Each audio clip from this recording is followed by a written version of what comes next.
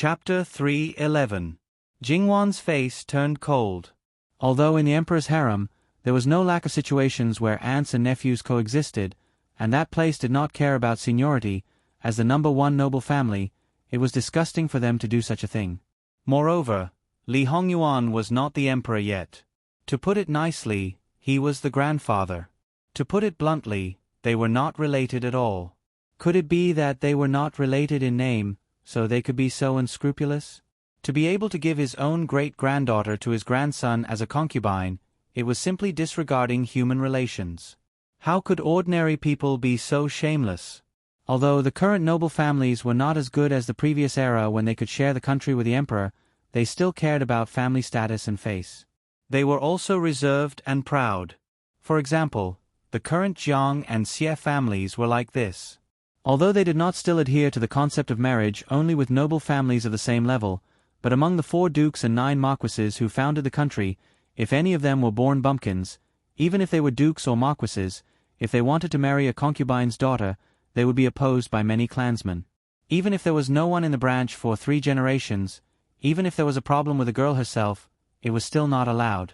This was the concept of family status among the top noble families. In fact, in their bones, they didn't even take the Li royal family seriously. It was only because the other party was the emperor that they relaxed a little when it came to the marriage of a daughter. Even so, they couldn't do something like the marriage of an aunt and a niece. If the emperor wanted to rob them, he had to think twice. But looking at the daughters-in-law of the royal family, there were very few noble daughters. This was the true reflection of this point. The daughter of the main family, becoming a concubine? Messing up human relations? Sending herself to the door? Haha, if the other rich clans knew about this, they would probably completely reject the Pei clan's connections. Did the head of the Pei family know what he was doing? Or was it that he was certain that Li Hongyuan would rise to power? Was he certain that the Pei family would be the biggest winner in the end? As long as he won, he could ignore all mistakes. As long as he held power, not only would people not criticize him, but they would also curry favor with him? This kind of person was completely unscrupulous in order to achieve his goals. Jingwan was 100% sure that even if he didn't have any plans to remove her from the position of Li Hongyuan's official wife, he would definitely find a way to remove her in the future. Most likely, he wouldn't wait until after Li Hongyuan ascended the throne. It would be in the best interest of the Pei family to become the empress of Li Hongyuan. Only then could the Pei family restore the reputation of the Pei family. As for what method he would use, it was nothing more than to ruin her reputation and then do his best to raise the reputation of the Pei family's daughter. Jingwan sneered. No matter how good one's wishful thinking was, it still depended on whether the other party was willing or not. She was bound to make him fall before he could even take the first step. The most confident and calm part was probably the first step. Li Hongyuan saw the gloomy expression on Jingwan's face and smiled. The emperor's heart was comforted. This wife finally had some self-awareness. Was it easy for him to reach this step? In the Pei family's main family, is there not a single girl of marriageable age who is of the same generation as you? Or is there no daughter of the first wife? Otherwise, why would they arrange a marriage between the younger generation? It had always been the cousins that were the talk of the town. He had never heard of an uncle or a niece becoming a good couple. The current head of the Pei family has 2 wives who are sisters of the first wife. They have a very close relationship and gave birth to 5 sons and 3 daughters of the first wife. In terms of the relationship between mother and daughter, it's as if they were born from the same mother. The imperial noble consort is the youngest of the 6. Of the 5 sons of the first wife, the eldest son of the first wife remarried twice, the 3rd and 4th son of the first wife remarried once, and the number of children born of the first wife exceeded 20. There are also 3 unmarried girls. One of them is a pair of twin sisters who are 15 years old, and the other is even younger. As for those born of concubines, there are more than a dozen of them in the previous generation who have grown up. Carefully counting the people of the same generation as me, the ones born of the first wife, the ones born of concubines, the ones born of concubines, the ones born of concubines, the ones born of concubines, the ones born of concubines, the ones born of concubines, the ones born of concubines, the ones born of concubines, the ones born of concubines, the ones born of concubines, the ones born of concubines, the ones born of concubines, the ones born of concubines, the ones born of concubines, and the ones born of concubines. The total is about 156. Jingwan's mouth couldn't help but twitch. The men of the Pei family's main family were really studs, and those wives and concubines also seemed to be able to give birth. Are there so many surviving children in aristocratic families? Didn't they say that the harem of an aristocratic family was like the harem of an emperor? If one could have more than 10 sons, they would be considered outstanding even in the emperor. This Pei family's main family, just based on the number of children they had, one would think that they were a harmonious family. That old thing had a total of 5 brothers, and only one could compete with him for the position of the family head. When he took the position, he only had a younger brother who was 20 years younger than him, and he was born a little mentally retarded. Li Hongyuan purposely emphasized the word born. After he took power, the families of his brothers were separated. At that time, grandchildren were already born, and every family that was separated, old and young, did not have more than 2 people. Jingwan sucked in a breath of cold air. Comparing the two, the difference was too big. Wasn't he afraid of being criticized? How could that be? Li Hongyuan chuckled, laughing at Jingwan for thinking too simply. Everyone said that he was good at managing his family, and he took good care of his brothers and their families. When his father was alive, he often told others that this child was very kind. Such a big family, lively and harmonious, and there had never been any bad news from his harem. How could outsiders criticize him? They would only envy him and praise him. Wan, he valued his children very much. She didn't participate much in the internal strife, but she knew quite a lot. Valuing his children meant that the internal strife could not hurt his children. Only those with his blood were his family, and other women, regardless of whether they were his wives or concubines, were just tools for reproduction. Between his family and his tools, it was obvious who he would choose. If he really used blood to set the rules from the beginning, then it was not strange that the Pei family's main family was so flourishing. However, were the so-called family members really family members? Now it seemed that they were just pawns, and the degree of importance they were attached to was related to their role. Since he did it so carefully, he must cherish his reputation. When he gave you someone, it sounded better to give a granddaughter than a great-granddaughter. The reason why that old thing chose a great-granddaughter and not a granddaughter is probably the so-called sincerity. No matter which generation, the eldest son, regardless of whether it is a son or a daughter, will be greatly valued, especially in aristocratic families. Although there are granddaughters who are of marriageable age, although they are both daughters of the first wife, they are the second generation. Whether it is in terms of birth or beauty, they are a far cry from this one. Moreover, the world doesn't know about my relationship with the Pei family. By the time they know, the dust may have already settled. That's probably what that old thing thinks. Jingwan sneered. If the quality is not enough, then the quantity is enough. The twin sister's cousins are probably not worse than the first cousin's niece. He really thought that she was a soft persimmon. If she didn't properly return the favor, she would not be able to live up to her current reputation. What does Wan want to do? Li Hongyuan asked with a smile. You don't understand? Yes, I don't understand. Li Hongyuan said calmly. If you don't understand, then do your own thing. You don't need to understand. Didn't I say that I will handle these matters? Men. Princess consort. Send an invitation to the Min family ship. This princess consort wants to have a chat with the two ladies. The subordinates passed the message. https://www.bicon.com/11/11807/6653589. HTML. We will deal with it as soon as possible. After reporting, please wait patiently and refresh the page. Please remember the domain name of this book. www.bicon.com. Biku Gur mobile reading website. Bicon.com. Chapter 312. Jingwan looked at Li Hongyuan, who was nodding his head seriously and really didn't know what to say to him. It was the Min clan's ship. Since they didn't explicitly say that there were other people on board, even if they were interested in other people, you can't abandon the master and not care about them.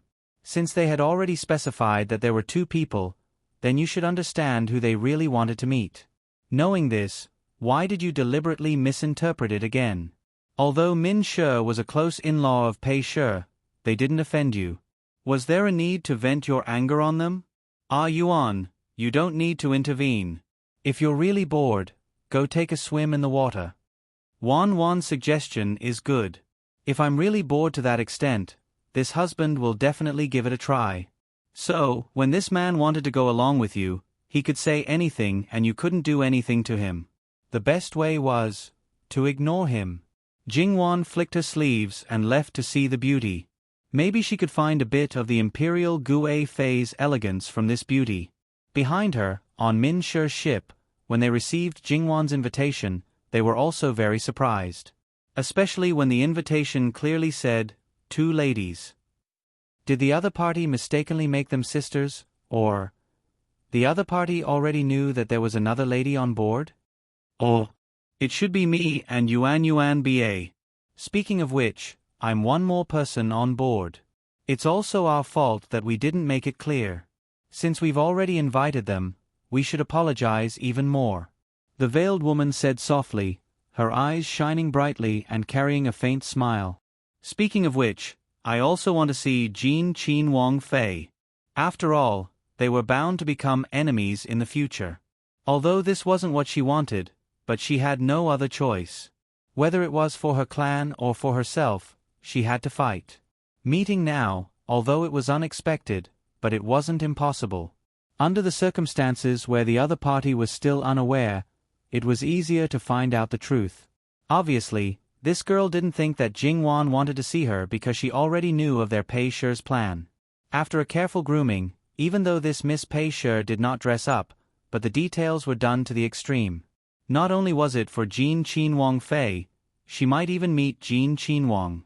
This first impression was of utmost importance.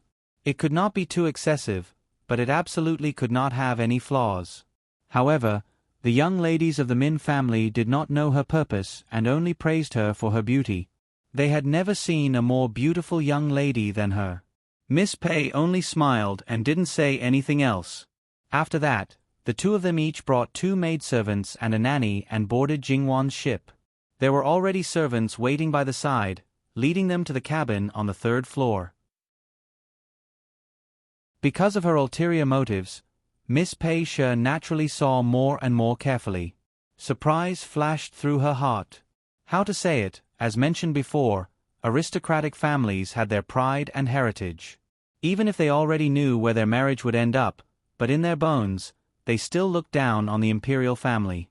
Looking down on their taste, looking down on their heritage, looking down on their rules.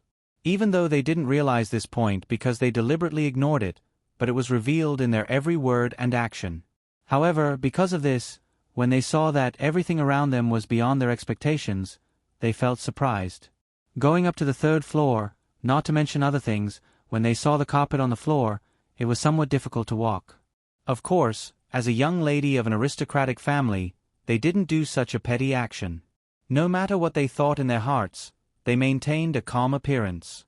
This was something that had integrated into their bones and blood and would not be easily affected. Gong Mama was waiting outside the guest room. When she saw the 2 young ladies, she greeted them in a neither servile nor overbearing manner. The 2 instinctively returned the greeting. In that instant, they thought of her as a capable nanny by the side of an elder in their family. She was an existence that they had to show some respect to. When she realized what she had done, although Miss Min was a bit surprised, she didn't care too much. After all, she was a nanny by the side of an imperial concubine. This bit of respect was only natural. Miss Pei She didn't think so in her heart. Along the way, she had seen more than 1 or 2 unexpected things.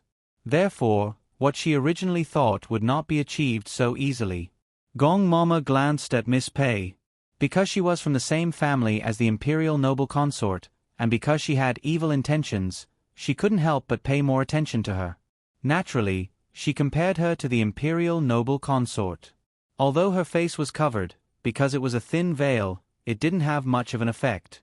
However, Gong Mama paid more attention to a person's temperament and bearing. It was said that this was the most beautiful young lady of the Pei family. In Jiangnan, because she always covered her face when she went out, the title of the most beautiful young lady didn't spread. However, her talent was quite famous. When other people saw Miss Pei for the first time, at least 9 out of 10 people would praise her. Even those who were jealous couldn't deny her. But Gong Mama didn't think so. With the imperial noble consort in front of her, the imperial noble consort also had a first-class temperament. This young lady was far inferior. Of course, this might be the result of Gong Mama's selfishness, but it was a fact that she couldn't compare. Don't blame Gong Mama for showing off her power at the door. Don't forget who she learned the rules from. The things of aristocratic families were really not difficult for her, although she didn't know it when she learned it. In addition, she wasn't an ordinary woman of the inner residence. She hadn't shown her power yet. Otherwise, few of these young ladies could stand still. After entering the door, they greeted her in a well-behaved manner, but obviously there wasn't much respect. Jingwan smiled non-committally. She waved her hand casually and excused the formalities. Sit down. Jingwan didn't avoid looking at them. Their eyes fell on Jingwan. Although they weren't so direct, they didn't hide it. Digression. https://www.bicken.com/11/11807/6653593. HTML. Please click here to report. No registration required. We will deal with it as soon as possible. After reporting, please wait patiently and refresh the page. Please remember the domain name of this book: www.bicken.com. Bicken.com Mobile Edition. Chapter 313. Before Jingwan could say anything, Mama Gong spoke first. There are no men here, so why is Miss Pei wearing a veil? Are you looking down on our princess consort and feel that princess consort doesn't like your honor? Or are you afraid of frightening our princess consort if you're ugly? If it's the latter, then it's fine. But if it's the former, is this the upbringing and etiquette of a noble family's young lady? These words were not polite at all. Jingwan was a bit speechless. Her mama's temper seemed to be a bit big. But she didn't say anything wrong. Of course, her own people couldn't undermine her. It was impossible for the other side's people to remain indifferent, especially the people who served Miss Pei. Their eyes were almost spitting fire. In the end, they remembered their status and didn't immediately talk back.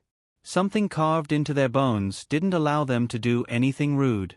This was their pride as servants of noble families.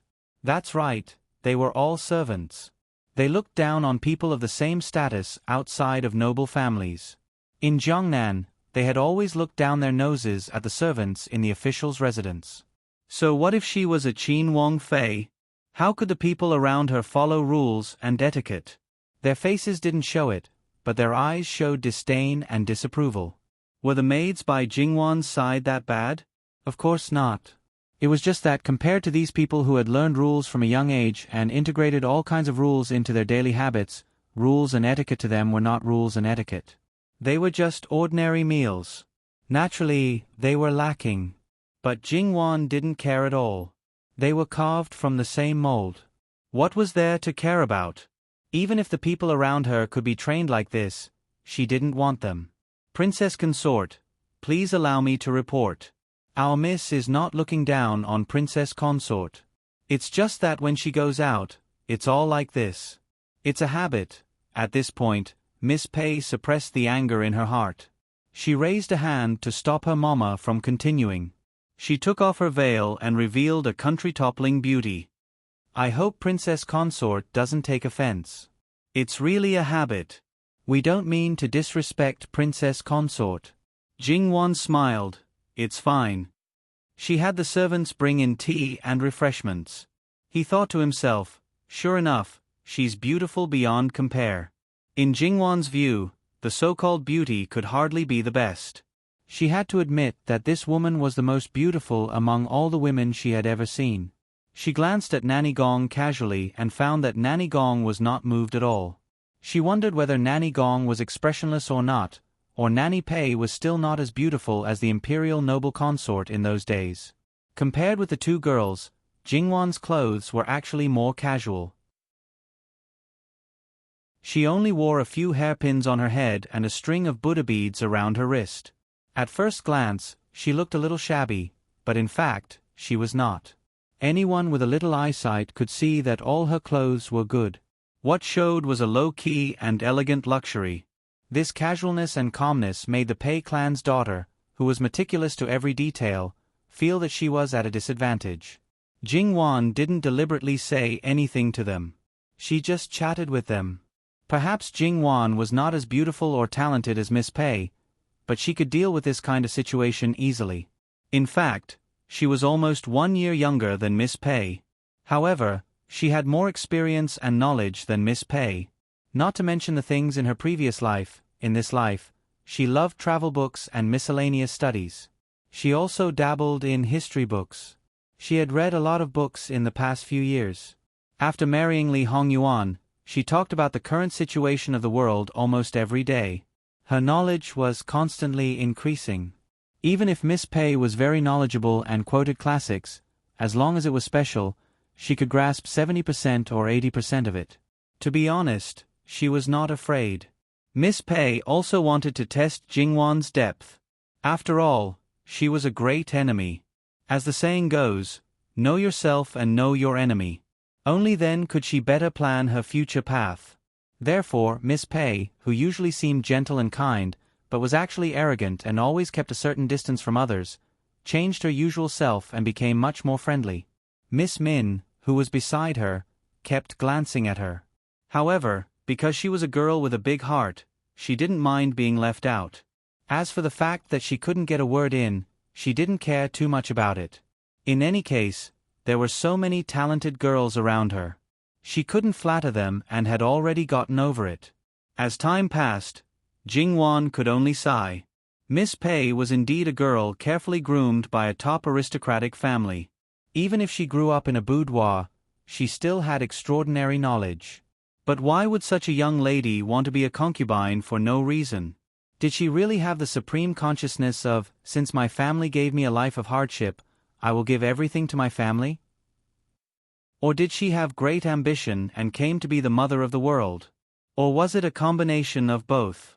Compared to Jingwan, the fluctuations in Miss Pei's heart were much more intense. Before, she was confident that even if she was a concubine for a while, she wouldn't be a concubine for life. What she relied on was not only her beauty and talent, but also her insight and wisdom.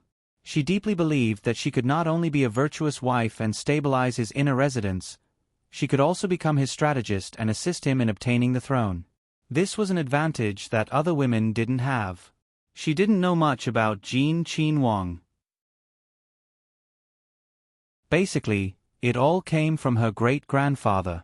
But on this point, she firmly believed that a man like Jin Qinhuang, because he held the Pearl of Wisdom, would not be afraid of a woman's talent. On the contrary, in her opinion, the more intelligent she was, the more she would gain his favor. Even if her guess was wrong, she could adjust in time. But after a conversation with Jin Qinhuang Fei, her self-confidence suddenly decreased. She disdained to use her beauty to suppress Jin Qinhuang Fei, but the advantage she thought she had, in fact, the other party was better than her. Even if she didn't want to admit it, this was an indisputable fact. This wasn't the most serious thing. She found out from her great-grandfather that Jin Qinhuang Fei was younger than her and hadn't been in the position of Jin Qinhuang Fei for long. Although she also came from a scholarly family, it was far worse than an aristocratic family. In her estimation, the other party wasn't as good as her in any aspect, but the fact was that it wasn't so. Not to mention the bearing and self-restraint that had been cultivated for many years from being in a high position, as well as the knowledge and wisdom that far surpassed her peers, it made her feel for no reason that she was facing an elder with penetrating insight. It wasn't that she was deliberately testing her, but she was receiving the other party's guidance. This feeling was really terrible. Miss Pei received a blow that wasn't light, and for a time, she had doubts about herself. She doubted whether it was right for her to continue on like this. Could she really be like what her great-grandfather said, to stand at the highest position and become the support of the clan? However, this mentality didn't last long. Even though she received a blow, but this meeting in advance still had more advantages than disadvantages. At least it let her sober up a bit and let her know that her opponent wasn't easy to deal with. Her previous disregard and even contempt was because she thought too highly of herself. Her face was gentle, but her bones were cold. She indeed looked down on a lot of people, but it wasn't that she didn't know her own limits. She couldn't use the area that she thought she had the most advantage in the beginning, but she had another weapon, beauty. How many men in the world could not be seduced by beauty, and Jin Qinhuang himself was the leader in this aspect. No matter what method she used, as long as she won him over, there would naturally be a way to make him not turn back. What Jin Qinhuang Fei had, she also had. What Jin Qinhuang Fei didn't have, she also had. No matter how she looked at it, her chances of winning were greater.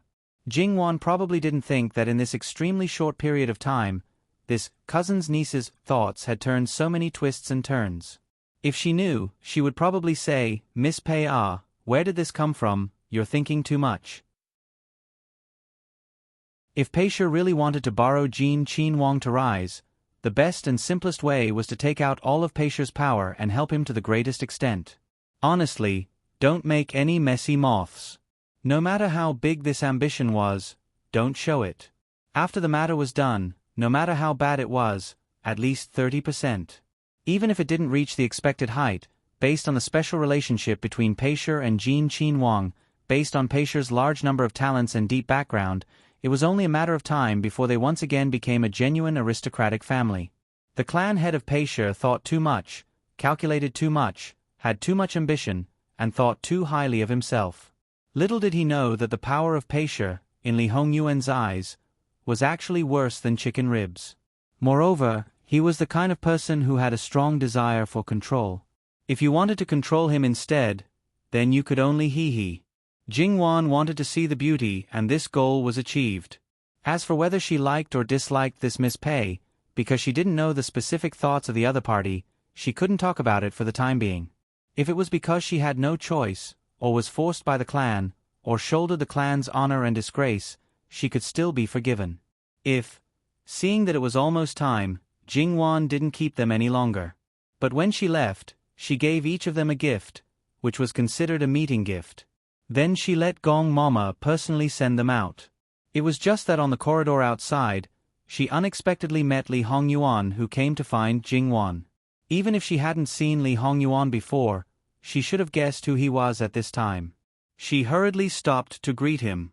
Li Hongyuan turned a blind eye and was about to walk past them when Miss Pei suddenly stopped in her tracks. "Raise your head." Usually, this was actually very rude, but the other party's status was noble, so there was no way for her to refuse. Moreover, wasn't this the situation that Miss Pei wanted? After all, he was her future husband. No matter what, Miss Pei was inexplicably nervous. Her palms were faintly sweaty, and a faint blush crept up her face unconsciously. She raised her head discreetly, but her gaze was downwards. She didn't look directly at Li Hongyuan. Li Hongyuan sized her up for a moment. When he saw Miss Pei's posture, he curled his lips mockingly and left in a huff. https://www.bicon.com/11/11807/6653595.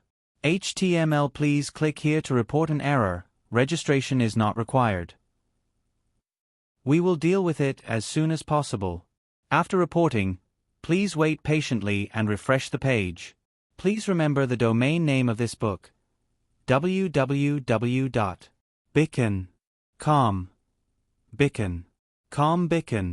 Com mobile version reading website. Bicon.com. Chapter 314. Miss Pei was still in a daze when Miss Min beside her pulled her. Ma Ying Jejie? Miss Pei returned to her senses. Nothing, let's go. Gong Mama glanced at her and sneered in her heart. Wang Ye only looked at you once. What else could there be? Did you really think that Wang Ye was a lecherous person and that just because he noticed you, he took a fancy to you? The girls taught by Pei Shi were becoming more and more unsightly. Compared to the imperial Gue Fei of the past, the difference was more than just appearance. However, Pei Shi definitely had ideas about Wang Ye for more than a day or two. This girl must have been specially trained to achieve certain goals.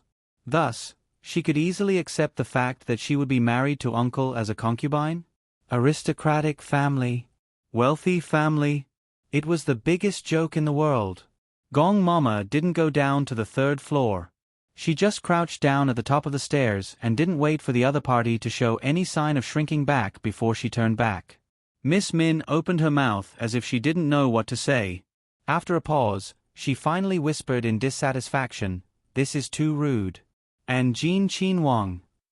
Yuan, be careful with your words. Pei Ma Ying gently interrupted Miss Min. Let's go. She reached out and took the other's wrist. Li Hongyuan went to find Jingwan. Jingwan was still sitting in the same place, holding her chin and lost in thought. Li Hongyuan waved his hand in front of her. Wan, why are you so serious? Jingwan looked up at him and hooked up a shallow smile. I'm reminiscing about the beauty. Since a Yuan came over now, he must have seen someone. Li Hongyuan nodded. There's no need to reminisce. If Wan likes it, I'll let people peel off that beauty's skin and let you hang it in front of me. You can look at it every day. Jingwan choked. Did he have to be so cruel? This human skin is just a thin layer. How long can it be preserved if it's animal skin? It's better to leave it on a person. At least it's fresh. Fresh. Li Hongyuan seemed to be chewing. Wan is right. I'll let people study it. It won't be too late to peel it off when it can be kept fresh. Could they not talk about this? Li Hongyuan also knew when to stop and didn't mention it. As for the two Gunyang who had obtained Pei Shi and Min Shi, they returned to Min Shi's ship. As Min Shi's elder brother, who had admired Pei Yuing for a long time, how could they sit quietly when they boarded the ship of Jin Qin Wang, who had a reputation for being dissolute and lecherous? Knowing that the two had returned, they naturally rushed over in a hurry. Seeing that there was nothing wrong with the two, they suppressed their impatience and revealed a warm smile. They pretended to be unintentional, but in reality, they were trying to find out why Jin Qin Wang Fei wanted to see them. He was afraid that something unexpected would happen. Pei Xiuying directly said that she was a little tired and went back to her room. Young Master Min naturally nodded his head and agreed. He watched them leave gracefully and then pulled his sister to ask all kinds of questions. Jin Qin Wang Fei or whatever, he had no interest at all. He only paid attention to how Jin Qin Wang was doing. And what about Jin Qin Wang?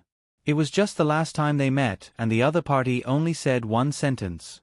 But when he heard this sentence, young Master Min directly exploded and lost his reason. He wanted to rush onto the largest official ship and fight Li Hongyuan. Min Shi was too lazy to pay attention to him. In any case, every time someone tried to matchmake Ma Ying Jejie, he would go crazy. The wooden planks between the two ships had already been removed. If you have the ability, go up ah. Although Min Shi was a broad-minded person, it didn't mean that she was stupid. As a bystander, she might be able to see more clearly than Pei Xiuying who was involved. She was at least 70% sure that Jin Qin Wang Fei wanted to see Ma Ying Jejie and she was only there in passing. Ma Ying Jejie's attitude was also very strange. There must be something that she didn't know. However, no matter what the secret was, she wasn't interested in exploring it. She just looked at her elder brother with pity. Ma Ying Jejie wasn't someone that you could covet. Save it. Every time you go crazy behind her back, not to mention that Pei Shi and Ma Ying Jejie didn't know, even if they knew, they wouldn't pay attention to you. With no way to find them, young Master Min randomly cursed Li Hongyuan on his own ship. He called out his surname and scolded Li Hongyuan as unbearable as he could. Fortunately, Everyone on the ship was on his own side. Otherwise, even if he didn't die, he would lose a layer of skin. After that, the journey was smooth and there weren't any problems. When they arrived at Sichuan Fu, there were also many officials lining the streets to welcome them. This time, all the important officials in Shannon County, except for the Admiral Xuejing who was detained, were all present. Li Hongyuan's gaze swept over them one by one but didn't say much. Tomorrow was the provincial examination and Li Hongyuan didn't deliberately delay the time. Perhaps it was a habit formed in the two places, but this time they also prepared a side courtyard. As the main examiner, Li Hongyuan, the boss, wasn't present, so naturally, there wasn't a banquet. Without paying attention to the others, he directly called the deputy examiner and threw out 3 sets of questions, letting him choose one by himself. The third round would be brought up to the first round and quickly prepare the exam questions needed tomorrow. Although this was against the rules, but at this time, no one would foolishly go up and talk to Jin Qinhuang about the rules. Speaking of which, this deputy examiner was relieved. If they really followed the conventional order, even if it was printed and not copied, they wouldn't be able to produce the exam questions tomorrow. At that time, could they still say that it was Jin Qinhuang's fault? Naturally, they couldn't. The deputy examiner also didn't dare to be negligent. At this time, he also didn't refuse. He casually took one of the 3 sets and then asked Jin Qinhuang to send a few guards. Li Hongyuan let Li Suyen transfer a few people to escort him back to the examination courtyard. The original examiners were all waiting there. When they learned of Jin Qinhuang's decision, they all breathed a sigh of relief. However, even so, they still had to quickly prepare the exam questions for the third round. Because of the urgency of time, they couldn't care too much about the rules and work together. The provincial examination was important. Li Hongyuan didn't see the other officials, it was simply open and above board. In fact, even if there wasn't this matter, Li Hongyuan said that he didn't see them, it was also justified. Jingwan was a bit puzzled. Since printing was already available, why did the exam questions still need to be copied? In order to be completely unified, wasn't printing better? A scholar should have the appearance of a scholar. How could the exam questions be printed? Li Hongyuan lightly opened his mouth. This is the reason for making this rule? Li Hongyuan gave an affirmative answer. Jingwan was also speechless. Just like in her previous life, there were a large number of students and a large number of exam questions. If they were to be manually copied, just thinking about it made her shiver. The teachers would definitely go on strike in groups. The next day, the doors of the examination courtyard opened wide. The examinees entered and were strictly searched one by one. Moreover, there were black-robed guards with knives to suppress the scene. Before they even entered, their legs were already weak. Especially those who had something wrong with them, even if it was just a little bit, they were all found out. It seemed that because of the problems in the previous examination, the provincial examination this time was especially strict. After entering, time was up. The doors of the examination courtyard closed and the rules were explained. Then, the examination questions were directly given.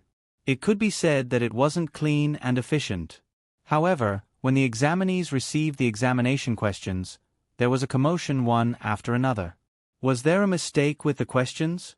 The sound of gongs and drums rang. For a moment, the examinees quieted down and waited for an explanation. It wasn't that the questions were wrong. It was really the third round's questions that had been brought up to the first round. It was called a test of everyone's ability to adapt to the situation and lay a foundation for future officials. After all, at that time, anything could happen. Those who were still clear-headed knew that this was nonsense. They also quickly understood the reason behind it. It actually didn't have much of an impact on these people. If you like to hear the official nonsense, then listen to a few sentences. If you didn't like to hear it, then just go in one ear and out the other. For the examinees, did the adjustment of the examination room's order have any impact? Of course not. The impact was actually very big. It was an examination that concerned their entire life. Most people were nervous. The imperial examinations rounds were actually progressing from easy to difficult. Some people were more confident in the beginning. When faced with a difficult question, they would naturally be more nervous. Moreover, if they didn't answer well, the later rounds would inevitably be affected. The result could be imagined. Look, it was just the beginning. Some people's hands and feet were already trembling and sweating. They couldn't sit still and their hands couldn't hold the pen. They could barely hold it. Large drops of ink dripped onto the paper. Fortunately, it was only draft paper. If not, in just 2 hours, there were actually people who fainted. Without a doubt, this examination was completely over. One had to know that according to the normal order, those who did well in the earlier rounds might not do so well in the later rounds, but they still had a chance. Obviously, the adjustment of the rounds had a more serious impact than expected. Facing the other examiner's gazes, Li Hongyuan sneered, "Although your previous words were dignified, they weren't without reason. If you can't even handle such a small matter, how can you handle the world's affairs? This kind of person, even if he is talented, is not suitable to be an official. It's better to remove him as soon as possible." Digression. https://www.bicken.com/11/11807/6653597. HTML. Please click here to report an error. Registration is not required. We will deal with it as soon as possible. After reporting, please wait patiently and refresh the page. Please remember the domain name of this book: www.bicken.com. Bicken. Com mobile version reading website. Bicken.com.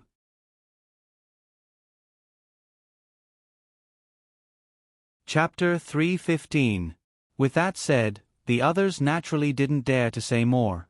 They just loved to surf the internet. It had to be known that these people might not have been involved in the previous court examination cheating case or participated in the SALT policy, but that didn't mean that they weren't involved in corruption. A knife called living hell was still hanging over their heads. They had heard of the wretchedness of the many officials in Chongzhou, but even if they gave away all their wealth, it didn't mean that the matter was over. The other examiners had to keep watch. Li Hongyuan was an exception. He could leave or stay as he pleased, but no one said a word. Regardless of whether it was because of fear or something else, when he wasn't there, they were much more relaxed. Thus, perhaps they wished that he didn't come. Li Hongyuan didn't just wash his hands of the matter. No matter if it was morning or afternoon, he would take some time to come and sit. 3 days and 2 nights later, it was time for the first exam. Other than the fact that more people were taken out in the middle of the exam than in previous years, there didn't seem to be any difference. All the answer sheets were collected and sealed. Because the inner curtain official was still busy copying the questions that should have been in the first exam but had been placed in the third exam, marking the papers was temporarily put aside. Li Hongyuan hugged his wife to sleep every night. Everything that happened outside seemed to have nothing to do with him. Compared to his leisure, Jingwan could be said to be busy. Ever since the start of the provincial examination, there had been a succession of officials' wives coming to visit. It had to be known that the prefectural city and county city were the same, but Chongzhou couldn't compare to them. In a normal prefectural city, the prefectural leader was the boss, at most a fourth-rank official. In a county city, the prefectural leader could only stand to the side. Perhaps she had once thought of being picky and accepting, but now it was different. Regardless of whether the gift was light or heavy, Jingwan accepted it all. She would warm up to those that caught her eye, and she couldn't be bothered with those that didn't catch her eye. After all, her attitude had been made clear. These things were completely insufficient. The exact situation in Chongzhou wasn't known, but she could probably empathize with those people. The greed of Jin Wangfei was like a bottomless pit that couldn't be filled. But even so, what could she do? Not give it. In 2 days, after Jin Qinwang finished his provincial examination, he would invite the officials to drink tea.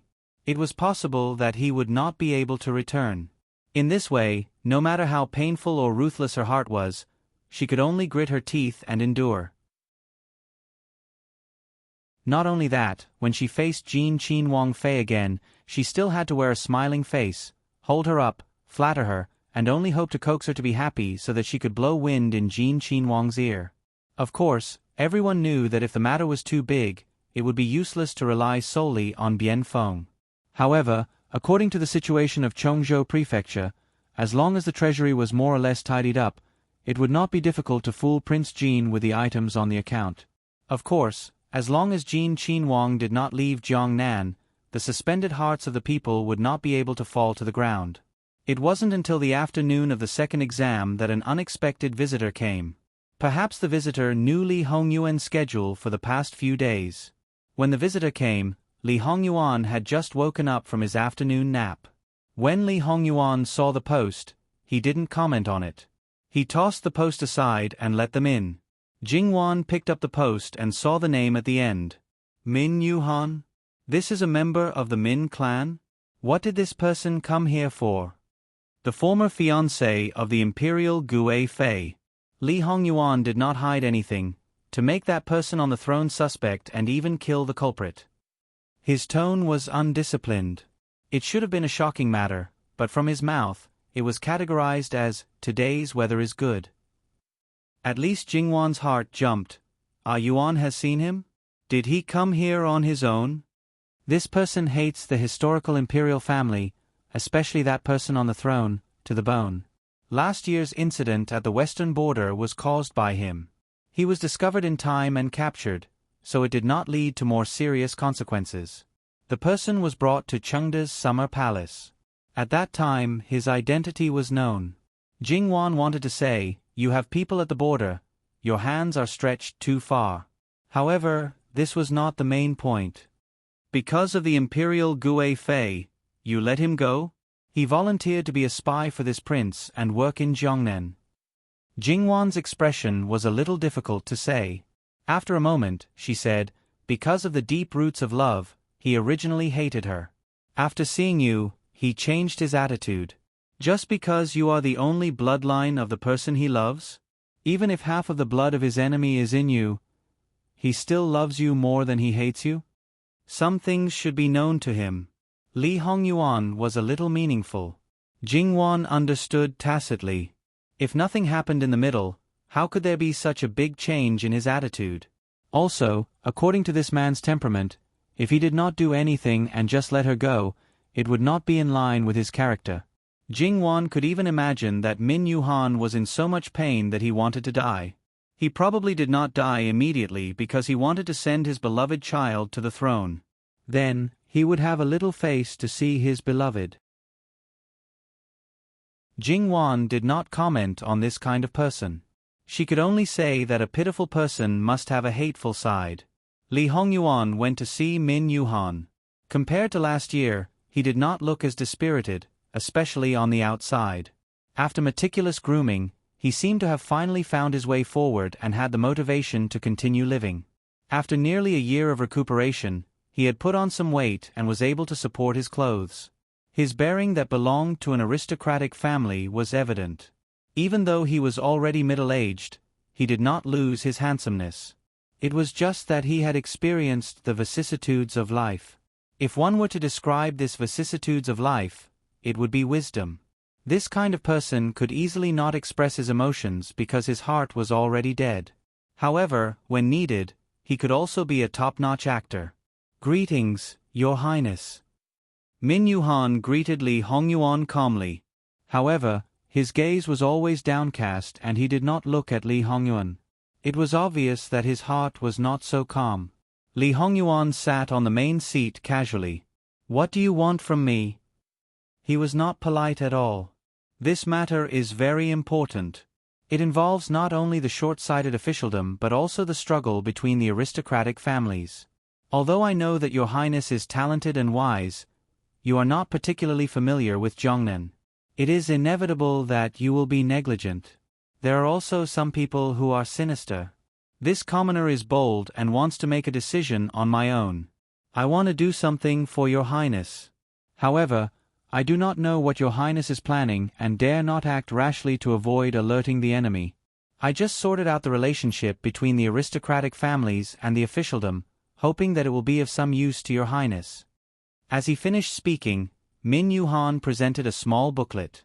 Li Hongyuan did not refuse. He let Muan take the booklet and casually flipped through it. After reading 2 or 3 pages, Li Hongyuan's face was slightly solemn. He flipped through the booklet until it was finished and pressed it beside his hand. It is somewhat useful. Although Li Hongyuan had planted people in Jiangnan, there were limitations and it was not convenient for him to make a move. For example, within the aristocratic families, the closer the person was to the core, the harder it was to arrange a spy. The people around those people were generally from a young age and were very loyal. Whether it was bribing or replacing them, it was very difficult. Min Yuhan was different. He was the direct descendant of the main family of the Min family and was originally highly valued.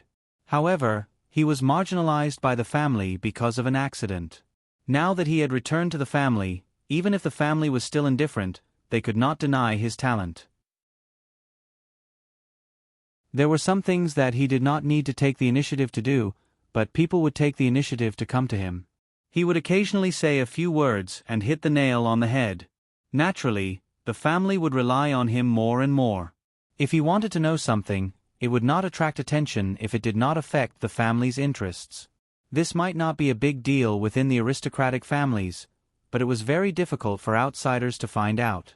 When Min Yuhan heard this, he was slightly relieved. It would be great if it could be useful to Prince Pei. To be honest, when Li Hongyuan met with an accident, he was as worried and anxious as anyone else. However, he quickly realized that things might not be as he had expected. Because of those traces, he calmed down and carefully probed. With some deductions, he had already guessed most of the situation. Even though he knew that Li Hongyuan was not really in danger, Min Yuhan's mood did not improve at all. Instead, his life experience became even more gloomy. All these years, he had been muddle-headed and didn't think too much about it. After he woke up, he carefully sorted out the things that happened back then and felt that something was wrong. Some things weren't as simple as they seemed on the surface. In the past year, while he was secretly helping Li Hongyuan with some things, he carefully investigated little by little. Heaven didn't disappoint those who worked hard. Finally, he found something useful. Just the little bit of information that surfaced made him hate Patriarch Pei to the bone. Back then, when he was still a prince, he went down south and met the daughter of the Pei family by chance. He fell in love at first sight. At that time, the current clan leader Pei and his brother were fighting for the position of clan leader. That kind of fight was not inferior to the fight for the position of clan leader.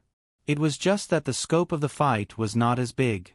The current clan leader Pei's brother grabbed onto this matter and did not let it go. He said that not only was it related to the imperial family, it was also against the teachings of the ancestors. The clan leader Pei loved his daughter so much that he even did some inappropriate things. However, in the end, he chose the family and gave up on himself. Not only did he let his youngest daughter die suddenly, he also heartlessly removed her from the family tree. Because of this, he was very depressed for a period of time. However, Min Yuhan realized that to a certain extent, this matter had established his unshakable position as the successor. Min Yuhan also understood the current clan leader Pei's character from various aspects. The more he understood, the more frightened and at the same time, the more he hated him. As the clan leader of the Pei family, he might be impeccable for the benefit of the entire family. However, he was cold-blooded and heartless. He was ruthless and his methods were ruthless. As long as he thought it was worth it, he would not even blink an eye. As long as he thought it was worth it, he would even give up on his own family. He would even use all kinds of schemes. In his eyes, there were only useful people and useless people. The former could be doted on in every possible way. The latter, under normal circumstances, would be completely ignored. If they bumped into him, he would not hesitate to trample them into the mud. Because of this further understanding, he did not think that the incident back then was just a coincidence. He further investigated. Although there was no concrete evidence, according to his guess, Feng Wu being seen by Emperor Cheng was perhaps not an accident at all. It was a setup and this person was most likely the old clan leader Pei. Min Yuhan once again became a trapped beast. Bit by bit, he rushed into the Pei family to confront him face to face. Previously, he did not understand the reason why the clan leader Pei did this until he understood that the Pei family had been paying attention to Jin Qinhuang all these years. Until he knew that it was possible that the old thing had kidnapped Jin Qinhuang. It was as if he was enlightened. He thought of a possibility. All the schemes were perhaps for one thing. A prince with the Pei family's bloodline. As long as the operation was done properly, the Pei family entering the imperial court would be a matter of pushing the boat with the current. Although it was only a guess, but after thinking it over and over again, this possibility was very large. Moreover, he completely did not have a reason to exonerate that old thing.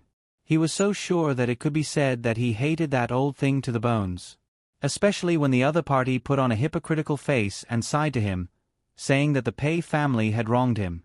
He hated that he could not drink his blood and eat his flesh. But what he was even more shocked about was that his hatred was monstrous, yet he did not show the slightest bit of it and feigned civility. However, this plan could not keep up with the changes. No one would have thought that because of him, Emperor Cheng, who was very suspicious, would kill Xuan Xiu in a rage. Moreover, Xuan Xiu's only son was born as a devil. Even though Emperor Cheng treated his son very well, he did not give him any rights. Probably because of this, the Pei family did not come knocking on his door earlier. Now, that old thing finally made a move on Jin Qinhuang. How could he endure it? Wang Ye, the Pei family has malicious intentions, especially the Pei family's clan head, that old thing. In order to achieve his goal, he would do anything. Wang Ye, please be careful. That old thing's actions have been known by you. It seems that he is not very secretive. Li Hongyuan was indifferent. It was not contempt, but he felt that it was better than contempt. Digression, because it was even less before, he was too embarrassed to ask his relatives for monthly tickets. But because there was an event, he shamelessly asked. So, my relatives, please, https://www.bicon.com/11/11807/6653600. HTML chapter error. Click here to report. Registration is not required. We will deal with it as soon as possible. After reporting, please wait patiently and refresh the page. Please remember the domain name of this book: www.bicon.com. Bicon.com mobile edition reading website. Bicon.com.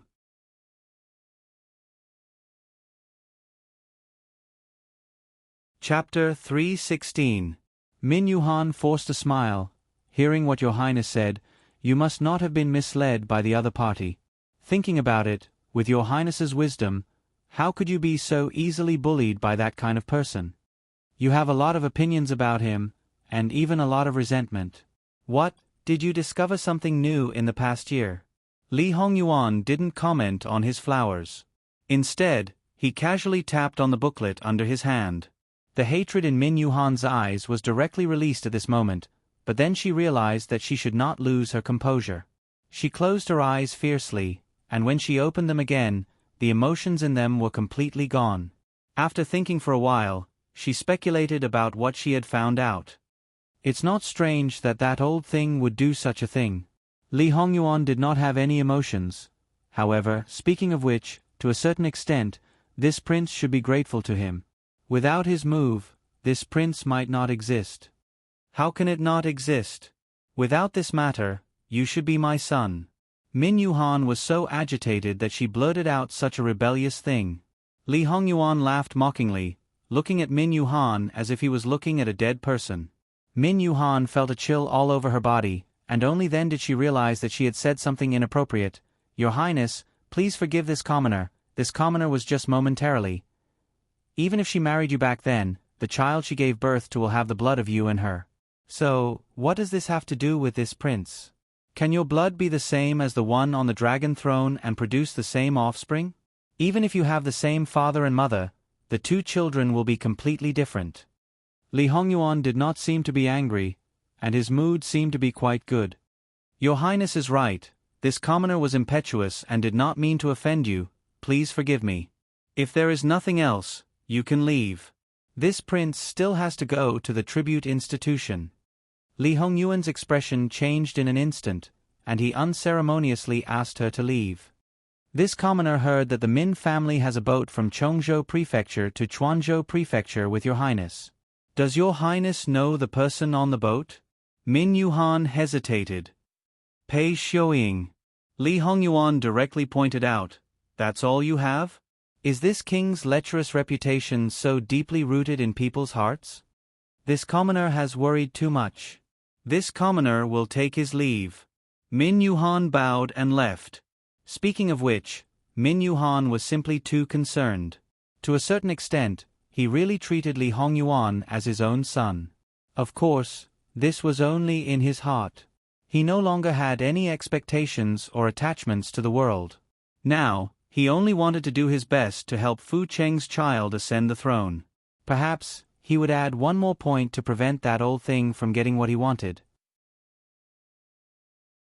This latter point, perhaps he didn't need to do anything himself. Looking at Jin Qinhuang's attitude, it could be said that he would end up trying to steal a chicken only to end up losing the rice used to lure it. He must let him die with a grievance. There was also Pei Xiuying. Even someone like her was being compared to by Xiuying. He had to do something. After exiting the door, Min Yuhan's face seemed to have changed. It was as if he was shrouded in gloom and pain. He was trying his best to restrain himself. If Jingwan saw this, she would probably gasp in amazement again. These acting skills were amazing.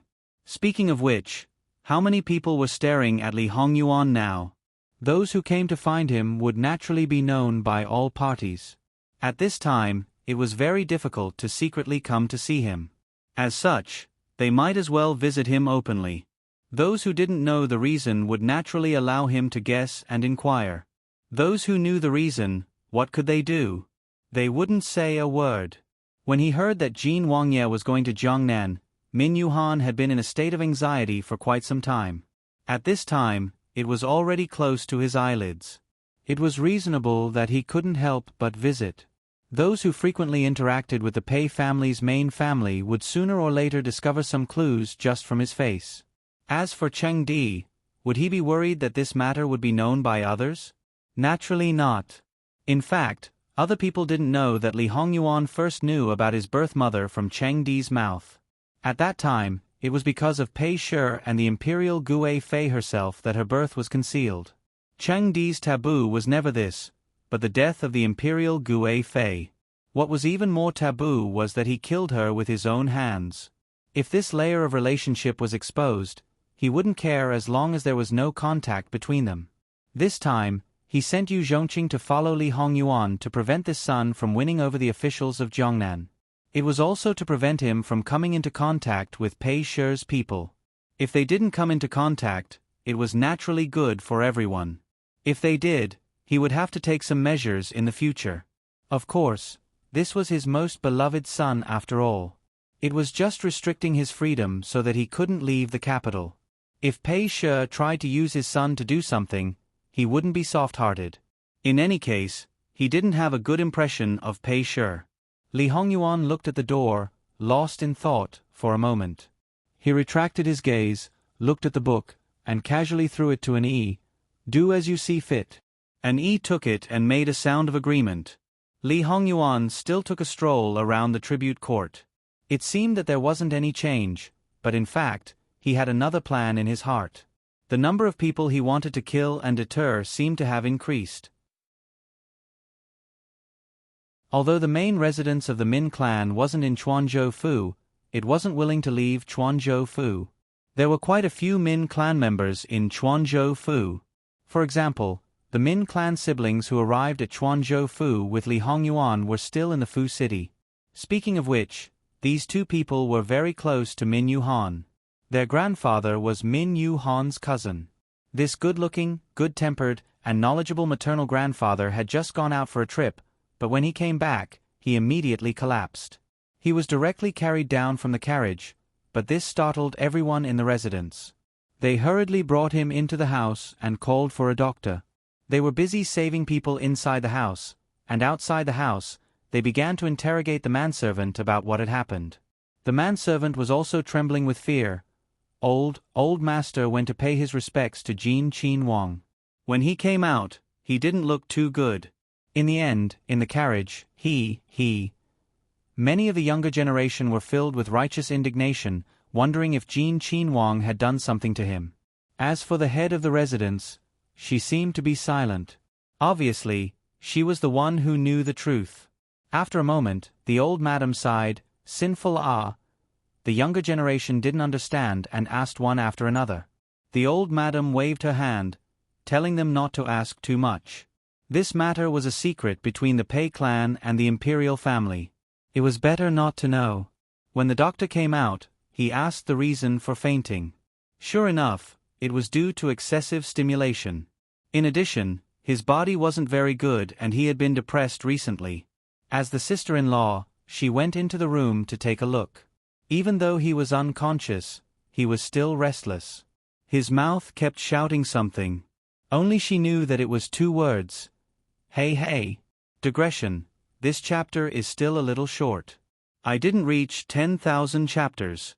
I'll work hard tomorrow. https://www.bicon.com/11/11807/6653611. HTML. There's an error in the chapter. Please click here to report. Registration is not required. We will deal with it as soon as possible. After reporting, please wait patiently and refresh the page. Please remember the domain name of this book: www.bicon.com. Bicon.com mobile edition website: bicon.com.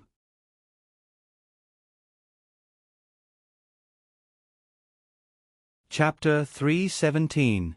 As the son of an aristocratic family, you're actually such an infatuated person. It's been almost 30 years and you still can't let go. She didn't know whether to sigh or ridicule him. It was normal for a son of an aristocratic family to have many wives and concubines and heaps of children. For a woman like this, not only did he not marry for life, he didn't even have a servant girl to warm his bed. That was the oddity and the object of ridicule. Many people would be disappointed, and many people would say that he didn't look like a man when it came to love. But from a woman's point of view, how many people didn't agree with him on the surface, but their hearts were sour and jealous. They were sour because they couldn't meet a man who only cared about them. They were jealous of the woman he was thinking about. Then she ordered people to serve him well and inform her as soon as he was ready. This person's curiosity was not so easy to extinguish. Sometimes, the more she stopped him, the more he wanted to know. This group of Min Shi's juniors secretly wanted to find the truth. But this matter was obviously related to Jin Qin Wang. What could be related to Jin Qin Wang? It was said that people loved to imagine a love and hate relationship. Not to mention other things, they still knew the reason why Min Yuhan didn't marry. It was said that his fiancée, Pei Shi's daughter, had a sudden illness not long before the marriage. He was deeply in love with his fiancée, and the other party's death was a huge blow to him. He was once unable to recover from the setback, and it took several years for him to recover. Even so, he was always traveling outside. It was said that Pei Shi's daughter was recognized as the #1 beauty in Jiangnan. Even the current Pei Yuing was not as good as her. If you ask me, maybe granduncle's fiancée didn't die at all, but was snatched away by Jin Shang. We all know the relationship between Pei Shi and the Li imperial family. For the sake of the family's reputation, it was announced that she died of a sudden illness. When encountering this kind of thing, isn't that how everyone handles it? Maybe Jin Qin Wang is the child of great-granduncle's fiancée, and the kind that looks very similar. That's why he got such a big shock just because he met her once. The girl that Pei Yuing called Yuan said as if it was a matter of fact. The others listened and looked at each other. What was that? It sounded like nonsense, but it seemed to make sense. Little did they know that this brain had already guessed most of the truth. On the way back to Chuanshan, I saw Jin Qinhuang once. Although it was just a quick glance, but now that I think about it, I feel that he looks more and more like a member of the Pei family. The others didn't know what to say. Yuan, some things can't be said carelessly. If outsiders hear it. I'm just saying it in my own house. How can I let outsiders hear it? She inadvertently caught a glimpse of the old madam coming out of the room. The old madam had a speechless look on her face. She immediately went up to her with a smile and took her arm. Third grandmother, am I right? She then shook her arm like a spoiled child. Old madam reached out and poked her forehead. You don't think too much about it. Although he was at home, he still had to be prepared for any eventualities. Many things were caused by careless talk. Yuan's words should be taken as a joke. Don't spread it around. All right, let's disperse. Everyone looked at each other again. Could it be that Yuan had guessed correctly? That was really two. The others were still in an indescribable mood. Instead, it was Miss Yuan's elder brother who couldn't suppress his excitement. If it was really like this, in terms of seniority, Ma Yingying was Jin Qinhuang's niece. He was a dignified Qinhuang. What kind of beauty couldn't he have? He wouldn't be so shameless as to forcefully snatch his own niece. He really didn't want face. Pei Shi also wanted face. She absolutely wouldn't allow this kind of thing to happen. How could he know that the truth was the opposite of what he thought? Miss Yuan understood her elder brother very well, especially when it came to Ma Yingying Jejie. Just by looking at his expression, she knew what he was thinking. She secretly rolled her eyes. Even if there was no Jin Qinhuang, it still wouldn't be your turn. However, she was also very clear. Don't look at how her elder brother was deeply in love with Ma Yingying Jejie and had the attitude of not marrying anyone else. However, even if Ma Yingying Jejie married someone else in the end, he would at most be depressed for a period of time. He absolutely wouldn't reach the level of great-granduncle. It was even more impossible for him to not marry for his entire life and not have a single person by his side. Right now, there were no less than 3 Tongfang maids. This elder brother of hers, in essence, was the same as other young masters of aristocratic families. Min Yuhan wasn't unconscious for too long. It was only half a day before he woke up. It was true that he was unconscious, and the reason for his coma was also true. It was just that he didn't restrain himself. Instead, he repeatedly thought about those things that caused him the most pain and hatred. This infinitely magnified the negative emotions, causing the final result to not be surprising. After waking up, his entire person didn't seem to be much different from before. However, those who were close to him could clearly feel that he was more silent and more indifferent. This was a heart disease. As the saying goes, a heart disease needs to be treated with medicine of the heart. However, this medicine of the heart was long gone. Thus, no one could do anything about it. Min Yuhan rested for 2 days. Then, he got someone to pack his things. He was going to the main residence of the Pei family. To be exact, he was going to meet the Pei family head.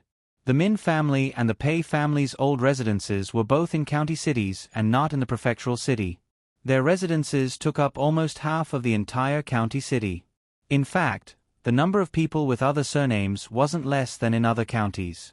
It could be imagined that the county where their old residences were located was at least twice the size of an ordinary county city. The degree of prosperity wasn't inferior to the prefectural city, but it was also more peaceful and harmonious, clean and orderly. Of course, in such a place, the county magistrate was just a decoration. Not to mention the county city, it should be a large area of the entire county. That was all private territory. If anything happened, it would be their family affairs and private affairs. The Pei family and the Min family belonged to 2 different prefectures. However, they weren't far apart. A spacious road was specially opened between the 2 families. It was only 300 to 400 miles from the Quanzhou prefectural city to the Min family's main residence. It was far more convenient and faster than taking the regular road to the Pei family's main residence. In other words, if Min Yuhan wanted to go to the Pei family's main residence, he had to go home first. This time, going to the Pei family's main residence might cause him to become enemies. However, so what? He didn't care at all. No one knew what Min Yuhan wanted to do except himself. If Li Hongyuan knew, he would probably still be indifferent. In his opinion, it was purely superfluous. A few days later, the third round of the provincial examination ended smoothly. Most of the people who walked out of the examination hall felt that it was so simple. In fact, it was because the easiest questions were placed last. The questions set by a group of big shots in the imperial court should be more difficult. The difficult questions were placed first. In comparison, the questions at the end were naturally easier. Because there were people who came out in the first round, the people outside knew that the order of the examination had been adjusted. Everyone would think that there would be an impact. Those who took the examination for the first time were better off. Those who took it for granted would be more affected the more times they took the examination. Those who were waiting might not be more relaxed than those who were taking the examination. Without a doubt, there were those who were beaming with joy, while there were also those who were wailing loudly. Naturally, there were also those who were calm. However, no matter what, after being in the examination hall for so long, 99% of them were mentally and physically exhausted. It was only right for them to have a good sleep. These people didn't care. The examination hall had already started to mark the papers. Every paper would go through at least 3 people's hands. With the King of Hell in charge, no one dared to be careless. There were only 3 days to come out with the results. It was also a big project. Li Hongyuan waved his hand and left. He turned around and went to the treasury of the Quanzhou prefecture. Seeing that the treasury was almost piled up with gold and silver, Li Hongyuan casually picked up a few silver ingots and gold bricks and looked at them. He threw them back. He didn't control his strength and the silver ingots scattered and fell to the ground. Box up all the gold and silver and ship them back to the capital. In the Quanzhou prefecture, because it wasn't time for taxes to be paid into the national treasury, they didn't think of directly sending them back to the capital. That was why they came up with such a childish idea. Now, with the previous example, they didn't even think about it and directly sent them back to the capital. As such, who would dare to have any ideas? As for the origin of these gold and silver, Li Hongyuan didn't want to know at all. He was 100% sure that it wasn't originally from the treasury. Li Hongyuan had stayed in the Quanzhou prefecture for so long. If they still hadn't prepared for this, it could only be said that they had put their necks under the butcher's knife. If they didn't want the opportunity given, it could be said that there was a hole in their heads. Fortunately, in front of their lives and money, these people still had hope. It was just unknown how much each of them had taken from their pockets. When the officials of the Quanzhou prefecture learned of Li Hongyuan's decision, they seemed to have expected it. They were all silent. As for what they were thinking in their hearts, it was unknown. After checking the treasury, the next step was naturally the accounts. If they thought it was the same as the Quanzhou prefecture, they would be gravely mistaken. The good show had just begun. Digression: I'm going out and might not have time to write tonight. Dear friends, please forgive me. Those with bad hands express that an hour might not be as good as 10 minutes for others. Woo, https://www.bicon.com/11/11807/6653613. HTML chapter error. Click here to report. No registration required. We will deal with it as soon as possible. After reporting, please wait patiently and refresh the page. Please remember the domain name of this book: www.bicon.com. Biku Gu mobile reading website, bicon.com.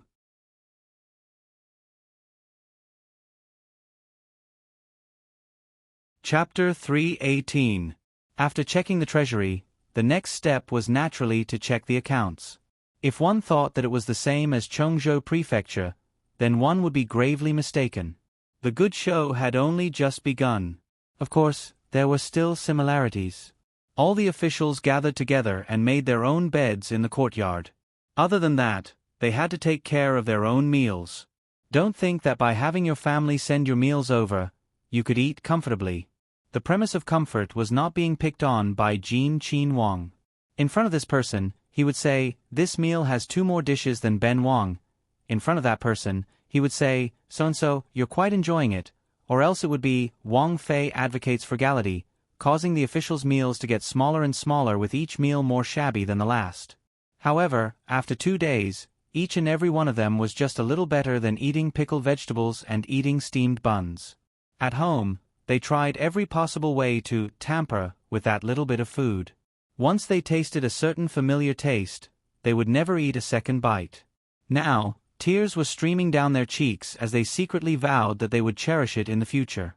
How could their little actions escape the eyes of the black-robed guards and Li Hongyuan's imperial bodyguards, especially the secret contacts? However, they all followed Jin Chin Wang's instructions and looked on coldly as if they did not see anything. Speaking of which, if they did not do something, how would they be able to get hold of more information that could be used against them? Sometimes, the more you did, the more mistakes you made. Now, it was obviously this kind of situation. Especially when they were doing little things under the eyes of the living king of hell, it was purely because they did not want to die quickly enough. The most direct result was that Jin Chin Wang Fei became more and more greedy, more and more black-hearted. She clearly sent gifts again and again, but she still did not see her family's Yi return home. Speaking of which, although they guessed that it was Jin Chin Wang Fei who was greedy, but with so many things, they did not really hide it. The possibility that Jin Chin Wang did not know was close to 0. Such unbridled greed. Did it also have Jin Chin Wang's tacit consent or even incitement? Therefore, as long as he didn't know the exact answer, his imagination wouldn't stop. Jingwan didn't care what those people thought. She was now working hard to squeeze those officials dry of their assets that didn't belong to them. Naturally, Li Hongyuan was incomparably supportive. However, he still kept saying that his wife was too soft-hearted. According to the extravagance of these officials, their little bit of salary wasn't even enough to feed their family. Therefore, the so-called little bit that belonged to them was actually already gone. If it was up to him, he would squeeze them dry until they were poor and had to tighten their belts to survive. Jiangnan was a land of affluence. On the other hand, the price of living there was actually higher than in the capital. A mansion could easily cost hundreds of taels of silver. In the capital, there were not many mansions that were worth millions of taels of silver. An official in Jiangnan, unless he did not engage in social activities or raise servants, lived a simple life as a family and lived in a small courtyard. That bit of salary could probably be raised, but was it possible? Every place paid attention to connections, paid attention to relationships. It was impossible to be completely independent of the circle. In the capital, with the support of the highest ruler, you could still be a lonely official. Elsewhere, it was simply a fool's dream. Normally, it would be the family opening a few shops, buying some land and building some manors. Otherwise, it would be the family members who were proficient in gold and stone. Of course, these were not the only channels. What was abnormal was naturally the gray income. Under normal circumstances, this was the most important. Jingwan thought that it was fine to just cut off this part. She didn't want to make people unable to live. What about those people who were plundered? There is one thing that didn't seem to be told to Wan Wan. Li Suyen accidentally knew something before. 3 years ago, there was an earthquake in Min Shan County. There were 20,000 people who survived, and they reported 50,000 to the court. The court allocated 50,000 silver to settle down the 50,000 people, and all of it was embezzled. Do you know what happened to those 20,000 people? Jingwan's expression was not very good. Displaced? Living in poverty? Li Hongyuan touched Jingwan's face. From this point of view, Wan Wan is indeed a Jiao who was raised in a boudoir. She is too naive. Those people were pushed into the pile of corpses and burned to death together. Seeing Jingwan's face turn pale in an instant, he knew it was a little cruel for her. However, the cold smile on his face did not disappear. Min Shan County is in the territory of Quanzhou Prefecture. Wan Wan, tell me, in this matter, from the governor and governor of Shannon Commandery, to the governor of Chuanzhou Prefecture, to the magistrate of Min-Shan County, who didn't do anything. Who is innocent? Even if they don't want to be involved, they are forced to be involved. Otherwise, they will be turned into ashes like those people. Jingwan looked at him. She had to admit that this man was not a good person. He could be cold-blooded and cold-hearted towards people or things that he did not care about. He could calmly say the cruelest things and did not even mind dragging others into the cruel reality. Why did you tell me? Under normal circumstances, didn't love want her to maintain her senses of beauty in the outside world as much as possible? Of course, I want Wan to know and understand me completely. Wan should naturally stay with the real me. Being fake is not my pursuit. One is marked by the company one keeps. Jingwan seemed to be talking to herself softly. It doesn't matter whether Wan is marked by red or black. However, it's good enough that you have some black ink on you. It's really not easy to dye you as black as me. In his previous life, Wan had experienced a lot of difficulties and hardships. However, even when she was dying, she did not become cynical and maintained her innocence. Jingwan smiled non-committally.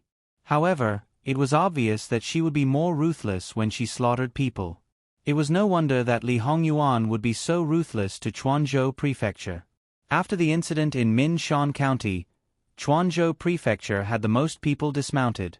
At the same time, Min Yuhan returned to the main residence of the Min family. After staying for a night, she turned to the main residence of the Pei family. There was an old man who looked amiable and wise, and a young girl with an elegant temperament and a calm demeanor, who was beautiful and gentle. One old and one young, they were exceptionally harmonious. However, Min Yuhan was extremely ruthless. She was almost certain that this old thing was raising his great-granddaughter in the same way as raising his daughter. Digression. https://www.bicken.com/11/11807/6653614. HTML. Please click here to report an error. Registration is not required.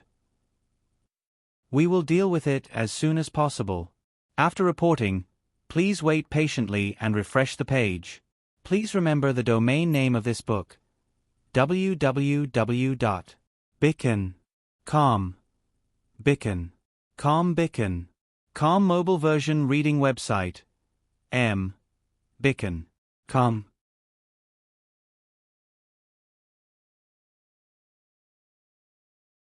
Chapter 319. Clan leader Pei put down the chess piece in his hand and turned his head to look at Min Yuhan, who was walking towards him. It was as though he was looking at his beloved younger generation.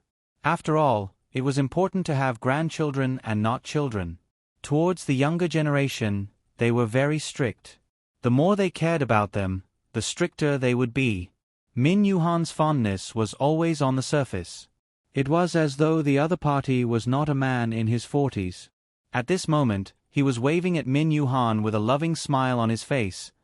When he did not know anything, he might have been touched. That feeling was as though 20 or 30 years had not existed. Uncle Pei was reminiscing about his daughter. That was the girl that he had always placed in his heart. Hence, he did not care at all. In the past, even when he was often away, he would occasionally come back. His relationship with the other party was very harmonious. He could even naturally put away the frost on his body and treat the other party as his own father. However, after he found out that everything was a lie and a pretense, the seemingly kind person was actually the most ruthless and cold-blooded. He had always maintained his good attitude towards him because he wanted to better maintain the relationship between the two families. Now, he finally understood what kind of situation the Pei family was in. In fact, when he thought about it carefully, it was simply unbelievable that the Pei family could maintain their relationship for such a long time. It could be said to be a miracle. Min Yuhan walked over unhurriedly. Before he could greet him, clan leader Pei had already asked him to sit down. In the past, regardless of whether he was sincere or pretending, he would always greet clan leader Pei politely. However, today he no longer wanted to pretend. Hence, No matter what the other party's attitude was, he would not accept this greeting.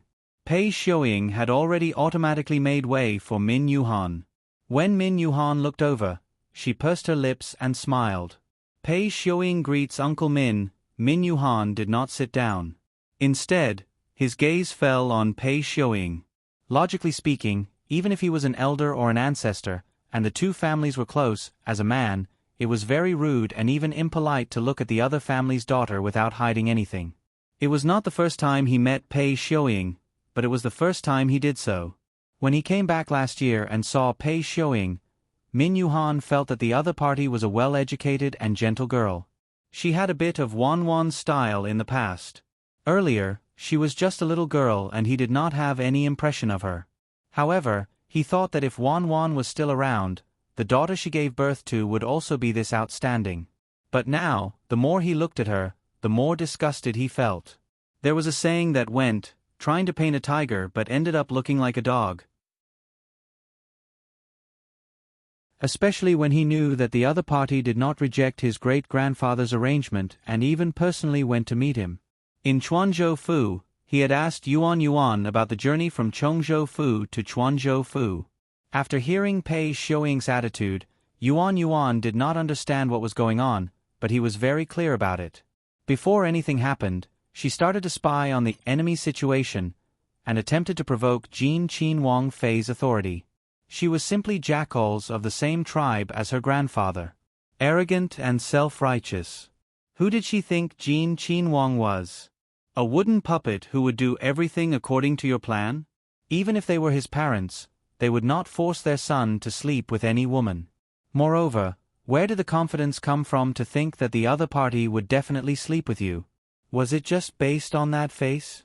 Did she think that all men in the world were shallow and stupid, unable to control their pants when they saw a beautiful woman? Moreover, to put it bluntly, this woman was originally born from a weak background. If you were in a weak position in your family background, then sleeping with her would be a waste of time. You, Pei Xiuying, and Jin Qin Wang were in this situation.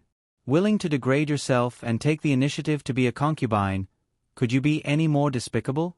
A noble daughter of an aristocratic family?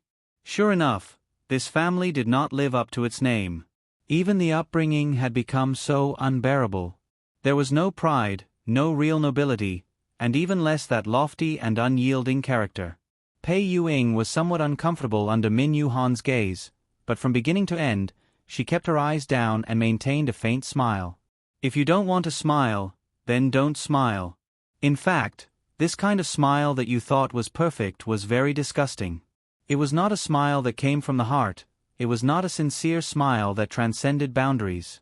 Min Yuhan sat down and casually picked up a chess piece. Is it the white piece's turn? Without waiting for clan head Pei to respond, he placed the piece. What kind of person was clan head Pei? He was a sly old fox and naturally had a good grasp of people's changes. Furthermore, Min Yuhan's performance was so obvious. A strange look flashed through his eyes. He picked up the black piece and continued to place the piece. Yuhan, you haven't come to see me for a while. Isn't that so? Great-grandfather was just nagging about Uncle Min, Pei Xiuying interrupted with a chuckle. Min Yuhan looked at the chessboard and pondered for a moment. After placing the piece, he said unhurriedly, I've been a little busy recently. Please forgive me, uncle. Oh. What have you been busy with? Clan head Pei asked naturally, the kind that was very familiar and affectionate. What have I been busy with? It's considered a major event in my life, Min Yuhan said indifferently. A major event in your life? Yuhan, are you finally going to get married? Good.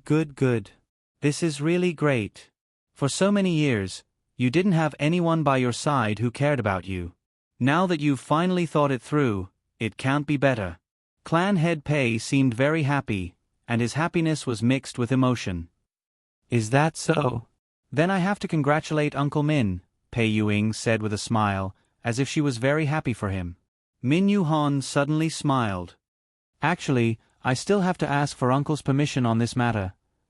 As soon as he said this, Clan head Pei suddenly had a bad premonition. Yuhan, What do you mean? Could it be that you want uncle to be your matchmaker? No problem. Min Yuhan held a piece between his fingers and looked at clan head Pei. That's not it. Because of Chen, uncle has always felt sorry for me. Why don't you marry Pei Yu-ing to me? Although Pei Yu-ing is far from Chen, this bit of elegance is enough. What do you think, uncle? Not to mention how ugly Pei Yu-ying's expression was, the smile on clan head Pei's face disappeared, and he looked solemn. Yuhan, this joke is too much. Joke? No, I'm serious. https://www.bicken.com/11/11807/6653615. HTML. Please click here to report an error. Registration is not required. We will deal with it as soon as possible. After reporting, please wait patiently and refresh the page. Please remember the domain name of this book: www.bicken.com. Biku Pavilion Mobile Reading Website. Bicken.com.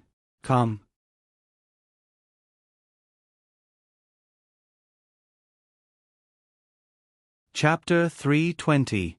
Yuhan, you're Pei Yingying's elder.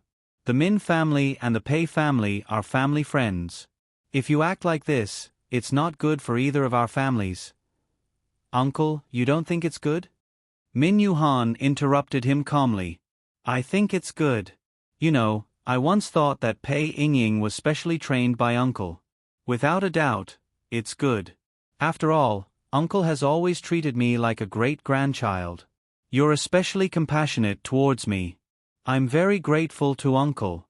As for the relationship between our families, since it's a marriage alliance, it's natural that the relationship between our families should be better.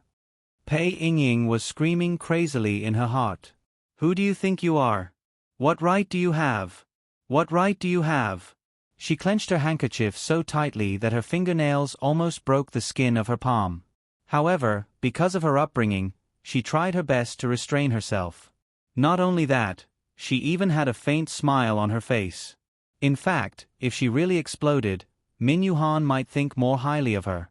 However, she was still thinking about the bearing of an aristocratic family's daughter. Speaking of which, Patriarch Pei's cultivation was indeed deeper. At this moment he was still slightly solemn.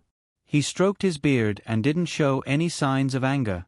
Instead, he looked at Min Yuhan with some tolerance, as if he was looking at a junior who had made a mistake. Yuhan, I don't know what's wrong with you today. Did you drink a few more cups before coming here?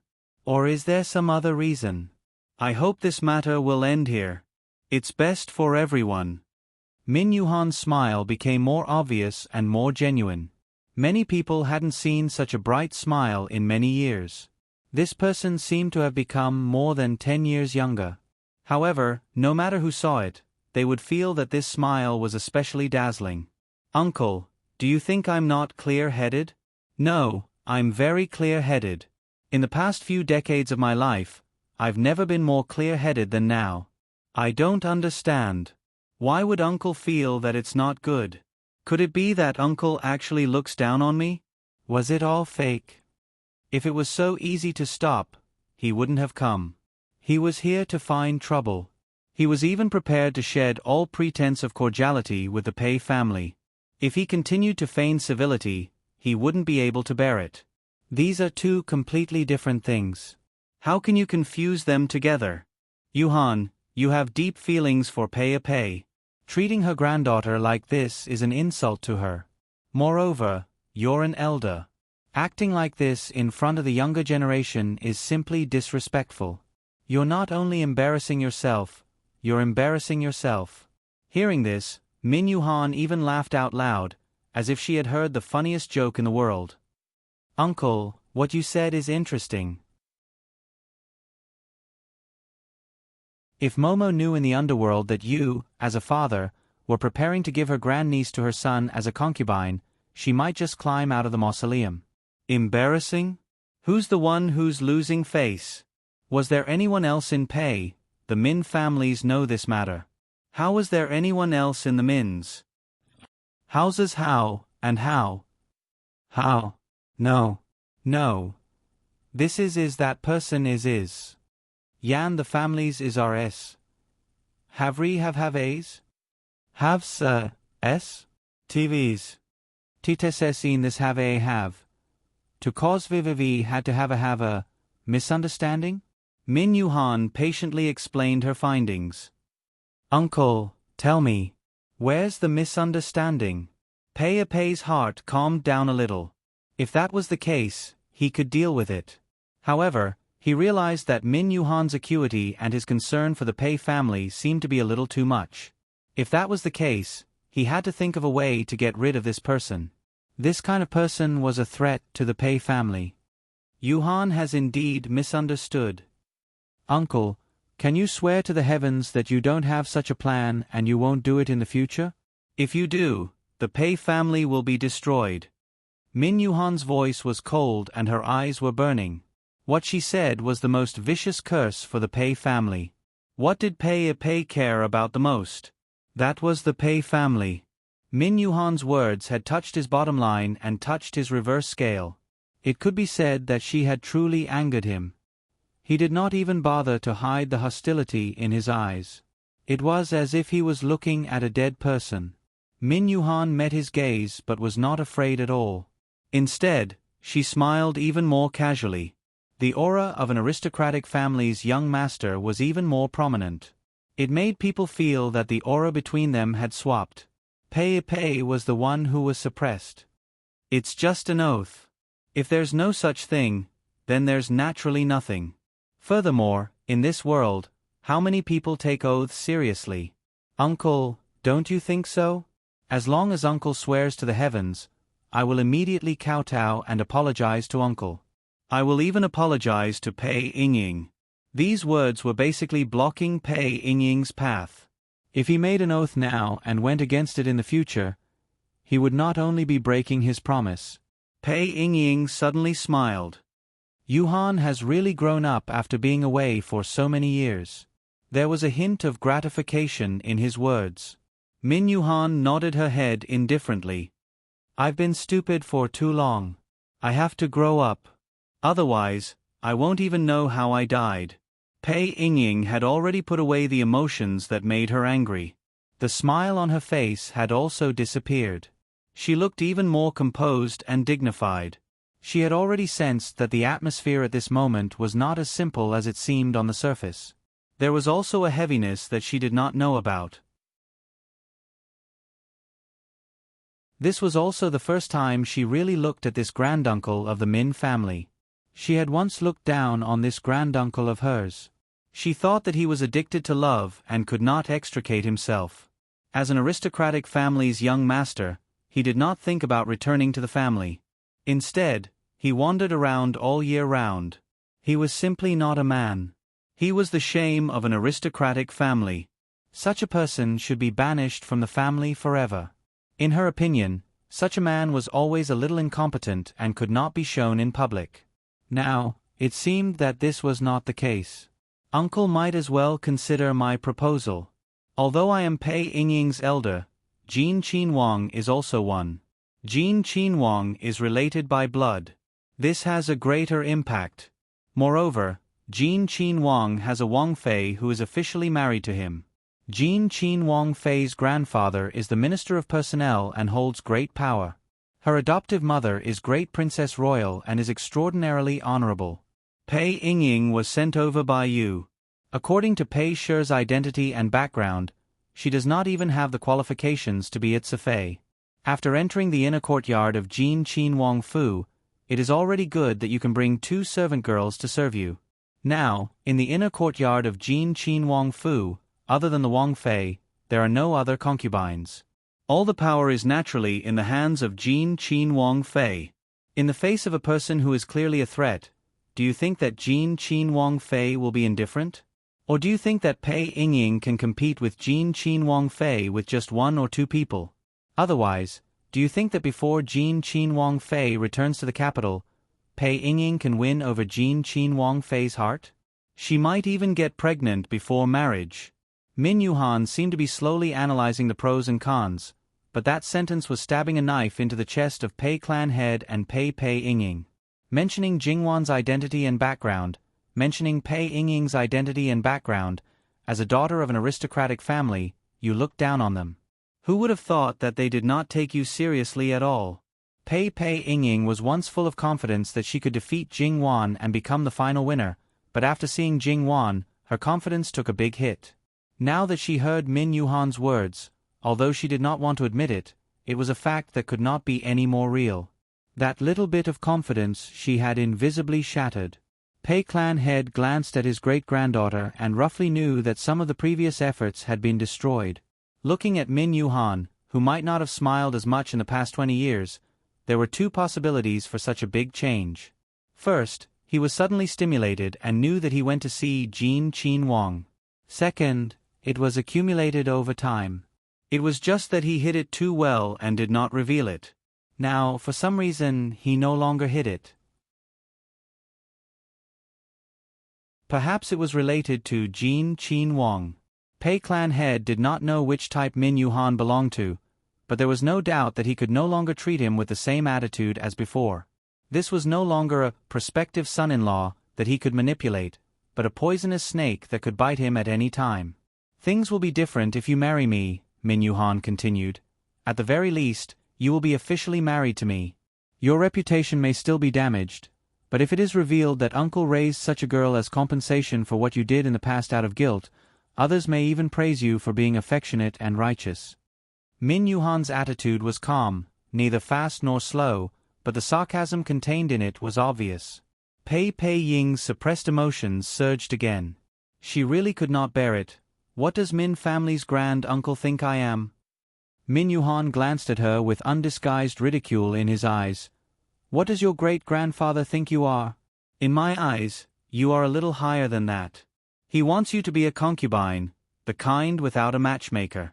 I want you to be my wife. It is perfectly justified. Shebua, you gave her to Jin Qin-wang. Are you preparing not to tarnish Pei clan's reputation, or are you preparing to remove Pei Ying from the Pei clan like Wan? Or are you preparing to let Jin Qin-wang take the blame and let the world think that he took a fancy to Pei clan's daughter's beauty, so he snatched her? And you stood out to say that you were not the clan head and could not make the decision. Now, if you want to stand on the side of your own people, even if you can't compete with the imperial family, you have to be a strong backing for your family's young lady. Pei clan head did not speak and looked at Min Yuhan. He admitted that the other party had guessed the plan. Then you have a reason to assist Jin Qin-wang and naturally help your family's young lady to fight against Jin Qin-wang Fei. Pull the other off the horse, take the position, and become the mother of the world with the identity of Yuan Empress. Shebua, do you think that other than you, other than the Pei clan, everyone else is a fool? Min Yuhan twirled a chess piece and placed it on the chessboard. He did not care whether Pei clan head had placed a chess piece or not, but he looked at Pei clan head as if he was looking at a fool. https://www.bicken.com/11/11807/6653616. HTML. We will deal with it as soon as possible. After reporting, please wait patiently and refresh the page. Please remember the domain name of this book: www.bicken.com.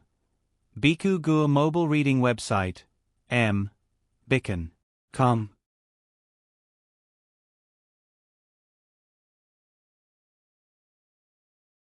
Chapter 321. Min Yuhan knew that this old fox was not easy to deal with, but since the other party was not in a hurry, he was even less anxious. Today, he was going to completely tear off the old man's face. He wanted to see how thick his skin was to be able to continue carrying out his original plan after tearing off a layer.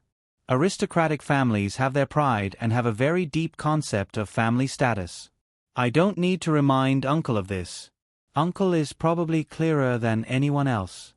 He was clearer than anyone else and looked down on those people more than anyone else. Yet, he broke the rules himself and was so hypocritical. Has Uncle ever thought of the consequences of giving Pei Ying to Jin Qin-wang as a concubine? If the most outstanding legitimate daughter of the main family can be given as a concubine, the other girls would naturally be even more despicable. Even if they wanted to marry back as a legitimate wife, they would feel that it was a disgrace to their own status. In this way, it would really be cats and dogs from all walks of life that could climb up Pei Shi's door. Pei Shi's men would naturally not be able to marry any good women. Even if they stood at a high position as you wished, could it make up for this? But I think uncle will not care. After all, there are already signs of this. Who let Pei Shi's aristocratic family name exist only in name? The flourishing Pei Shi relied on in-laws to survive. If these in-laws knew, would they immediately divorce the woman and cut off all ties? Of course, the Pei family still has many famous scholars supporting them, and they have students all over the world. If they have high positions and generous salaries, they won't forget these teachers. However, if these people know about the actions of uncle, the Pei family will probably collapse first without external help. It seemed that Pei Shi was weighing the pros and cons, but it was also Min Yuhan who did not hold back and continued to stab the knife. He did not leave any face for Pei Shi's girls. He peeled off the pretense of peace layer by layer and even threatened them. Had Patriarch Pei not considered these problems? Of course not. So, in the early stages of the matter, he had to hide it internally and externally. Even if he helped Jin Qin Wang, it was best to hide Pei Ying's matter. When the dust settled, it would not be too late to expose it. Pei Shi's old-fashioned people were not few, but there were only a few who were obsessed with learning and only liked to indulge in the mountains and rivers. After understanding Pei Shi's glorious history, who did not want to restore the glory of the past? So, even if they knew what he did, they would probably remain silent and look to the future. However, man proposes, God disposes. Before he could even do anything, he had already been seen through. Clan leader Pei, who had always been conceited, was actually quite angry in his heart. Min Yuhan seemed to have seen through clan leader Pei's thoughts clearly. She sneered in her heart. He wasn't the only one who saw through your arrangements. The person you schemed against was even more clear about it. Although Min Yuhan wasn't clear about Li Hongyuan's true power, he had been traveling around Jiangnan for nearly a year without leaving a trace. However, at the crucial moment, there would always be someone who would appear at the right time to help him achieve his goal without attracting any attention. Min Yuhan had done this kind of thing before. In the beginning, he let them help to clean up the situation more, but later on, it gradually decreased. However, he did not doubt Li Hongyuan's ability. He wanted to see if you used Jin Qinhuang to achieve your goal or if you were used by Jin Qinhuang until there was nothing left. Although he and Li Hongyuan had only met twice, but that kind of power was so obvious. If he ascended the throne, he would definitely not tolerate a foreign relative. Pei Shi's calculations were so loud that he would not be lenient if he could use them. After using them, he might leave some leeway for you. Otherwise, he would be merciless to burn the bridge after crossing the river. Since Yuhan has already said so, this old man will not hide it. This is Pei Shi's matter and has nothing to do with outsiders. Yuhan does not need to worry. Uncle's meaning is that you are determined to do this? Min Yuhan had never thought that he would affect this old thing's decision. If he was so easily swayed, he would not have come to this step today. His original intention was not to stop the other party. Yuhan has already pointed out Pei Shi's situation. Pei Shi cannot be defeated, so there are some things that must be done. Although he once deceived himself and did not want to admit it, but when it was really pointed out, it was not that he could not bear it. At least on the surface, there was no difference. Falling into Jin Qinhuang's hands, he was afraid that he would be defeated even faster. Perhaps it was not necessary, but it could be done in another way. If you were so ambitious and calculated, no one would be happy. If you were sincere and only focused on doing things, using Pei Shi's real strength to fight, perhaps you could achieve unexpected results. Instead, you try to take shortcuts, rely on nepotism, and use such crooked methods. In this case, uncle might as well change the candidate. At least she is of the same generation as Jin Qinhuang, and it will look better on your face. If one of your granddaughters is not enough, then two. I remember that uncle still has a pair of twin granddaughters who are not married yet. This is also a big feature. Maybe they will be more attractive. If 2 of them are not enough, then 3. If not, then 4. Anyway, you don't lack people in your line. This was in line with Jingwan's lack of quality, make up for it with quantity. However, this sarcasm had reached an extraordinary level. Even a saint could get angry. Yuhan, there should be a limit to everything. Min Yuhan smiled non-committally. After a confrontation with this old thing, he had almost made up his mind to shed all pretense of cordiality between the 2 families. However, although his position in the Min family was not low, it was not good for him to decide the family's affairs. Now, the head of the Min family was his elder brother. Moreover, the Min family was not like the Pei family. There were many officials in the Min family, but there were no high positions. Instead, they were more like crops. Even so, the head of the Min family did not have the final say.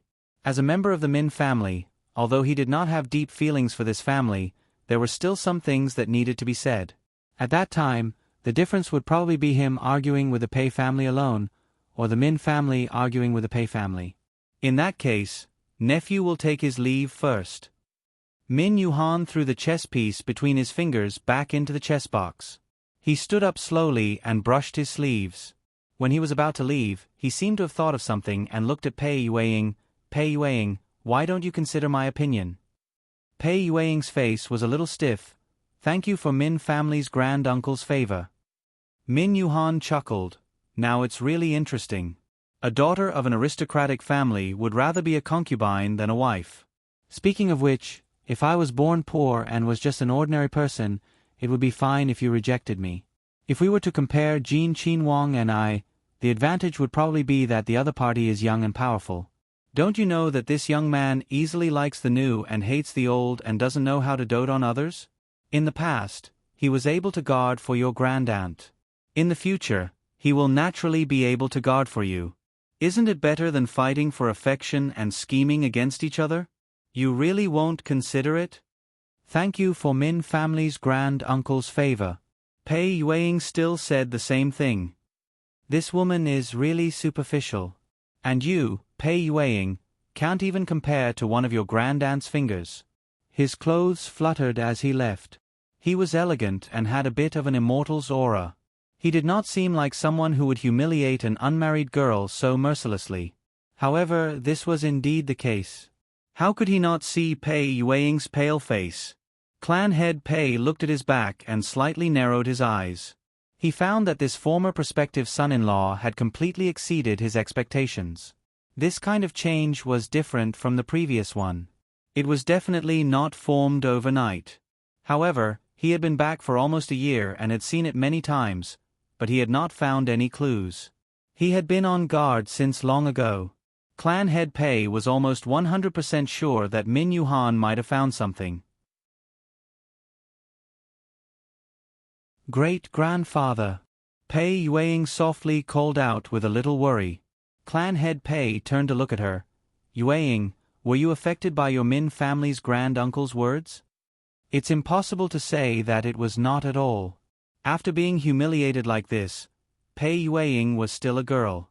It was not an exaggeration to say that she hated Min Yuhan. However, she knew that great-grandfather was not asking about her personal feelings. Between a family and an individual would always be at the back. Even in the face of a great enemy, if it was beneficial to the family, she had to suppress her personal feelings. I'm worried that Min family's grand uncle will spread the news. That would be very disadvantageous to our Pei family. Don't worry, he won't. He was very certain about this. About Jin Qinhuang. Great-grandfather, you don't have to say anything more. Pei family carefully raised me. As a member of Pei family, when Pei family needs me, I will naturally not shirk my duty. As the saying goes, when the nest is overturned, there are no intact eggs. If something happens to Pei family, as a daughter of Pei family, how can I have a good ending? Clan head Pei nodded his head in relief. It's good that you understand. Go back and rest. Yes, Yueying will take her leave. After Pei Yueying left, Clan head Pei lowered his head and looked at the chessboard. One black and one white chess piece fell one after another until the winner was decided. He took a sip of tea and slowly exhaled, "Ah Zhong, go and deal with the people." He seemed to be careless, but a sentence determined several lives. Naturally, there would be people serving by the side. However, clan head Pei did not say anything from the beginning. Although the people were dismissed by the housekeeper called Ah Zhong, they were actually controlled after they left. If they knew something that they should not know, then even Pei Yueying's personal maidservant would not be able to survive. Therefore, the biddy sent 2 more maidservants to Pei Yueying. Pei Yueying just nodded her head and continued to read her book. https://www.bicken.com/11/11807/6653617. HTML chapter error. Click here to report. No registration required. We will deal with it as soon as possible. After reporting, please wait patiently and refresh the page. Please remember the domain name of this book: www.bicken.com. Bicken.com Mobile Edition.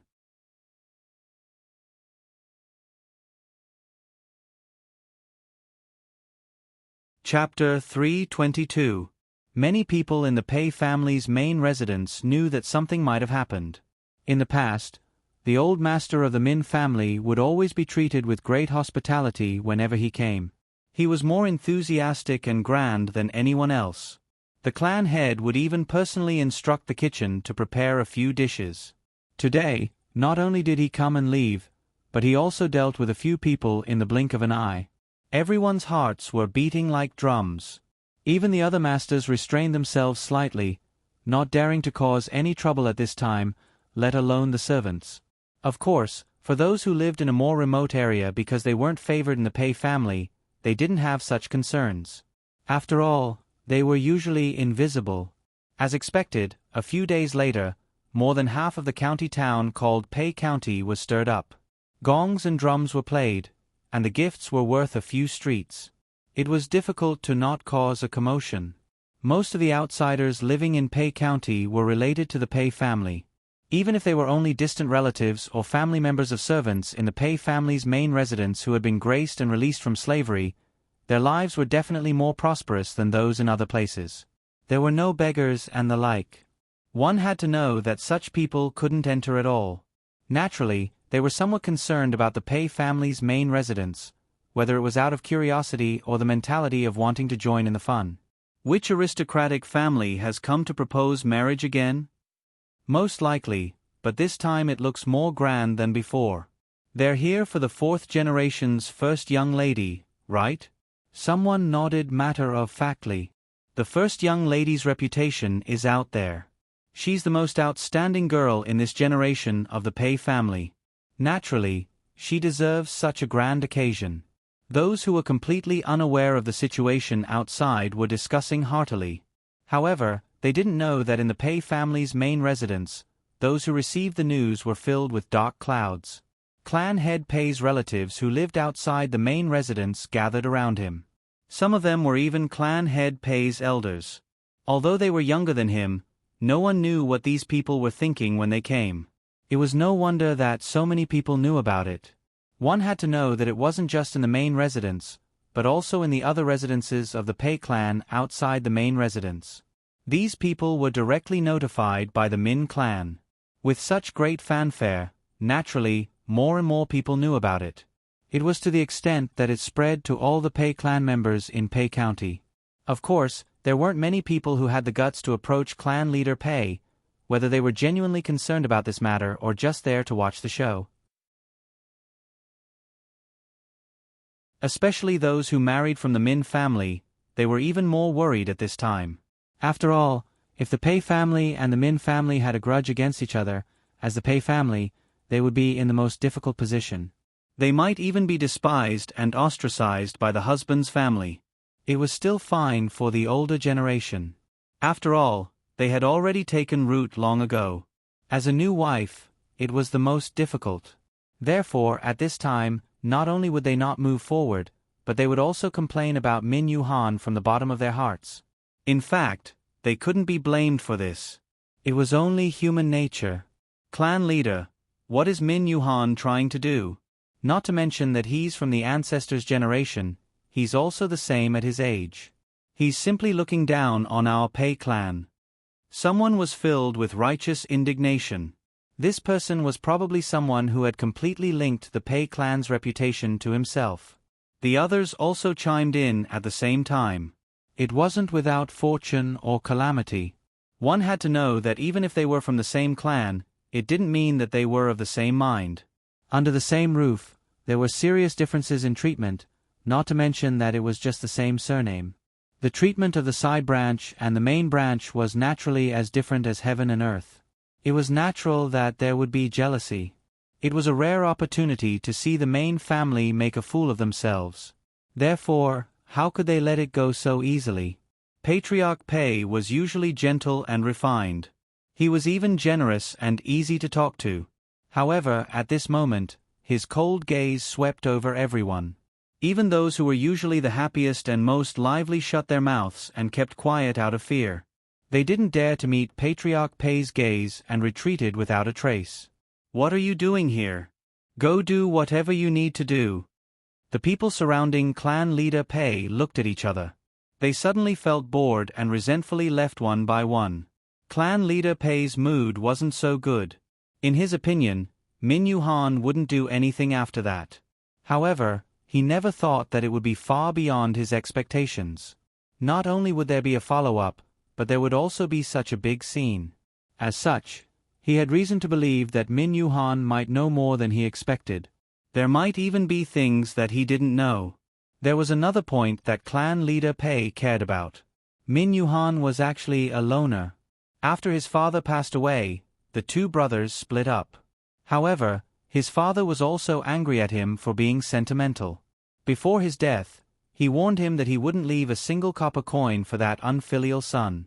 However, Min Yuhan's brother wouldn't really abandon his brother. He never lacked for food and clothing. Moreover, he bought the best things. However, he didn't have any more. He didn't have any private property or a private house. Regardless of whether his brother was following his father's orders or acting out of selfishness, Min Yuhan didn't need anything.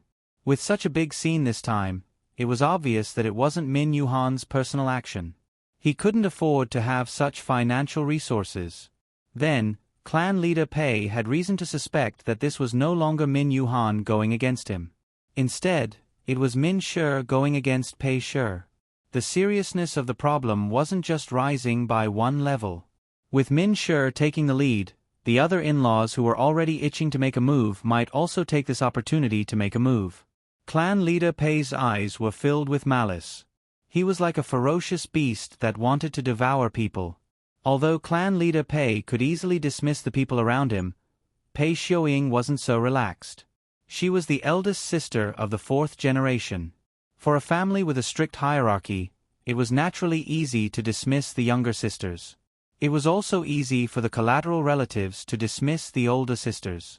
However, there were many aunts who were a generation older than her. Those who were born from concubines would restrain themselves. At this time, they would only make a few sarcastic remarks. The ones who really didn't get along with her were the twin sisters. They were a generation older than Pei Xiuying, but they were younger. Their mother was the second wife and their family background wasn't high. At first, because they were twins, they were very rare for a long time. However, as they grew older, their appearance couldn't be compared to Pei Xiuying. After they started learning, they couldn't be compared to her in all aspects. The twins were very eye-catching. However, with Pei Xiuying in front of them, they were naturally overshadowed. Furthermore, as the head of the family, everyone knew that clan leader Pei liked Pei Xiuying. As a result, even if there wasn't any enmity, it became an enmity. Who knew how much enmity stemmed from jealousy, and what right did she have? This was a rare opportunity. How could they leave so easily? People said things like, "Oh my, Pei Xiuying, you're really charming." Uncle Min even came to propose marriage. Uncle Min has deep feelings for that auntie. Now, because of you, he actually broke his stubborn principles. Pei Xiuying, everyone says that you're as talented and beautiful as that auntie. You really are very similar. Uncle Min is so sincere. Pei Xiuying, you should marry him. Isn't grandfather ashamed of Uncle Min? Grandfather dotes on you so much. This is a good time for you to show your filial piety. Although you might become a widow after a few years, you don't have to worry about concubines, right? Get out. Even if she was well educated, she couldn't help but have a cold expression at this time. Oh my, are you angry?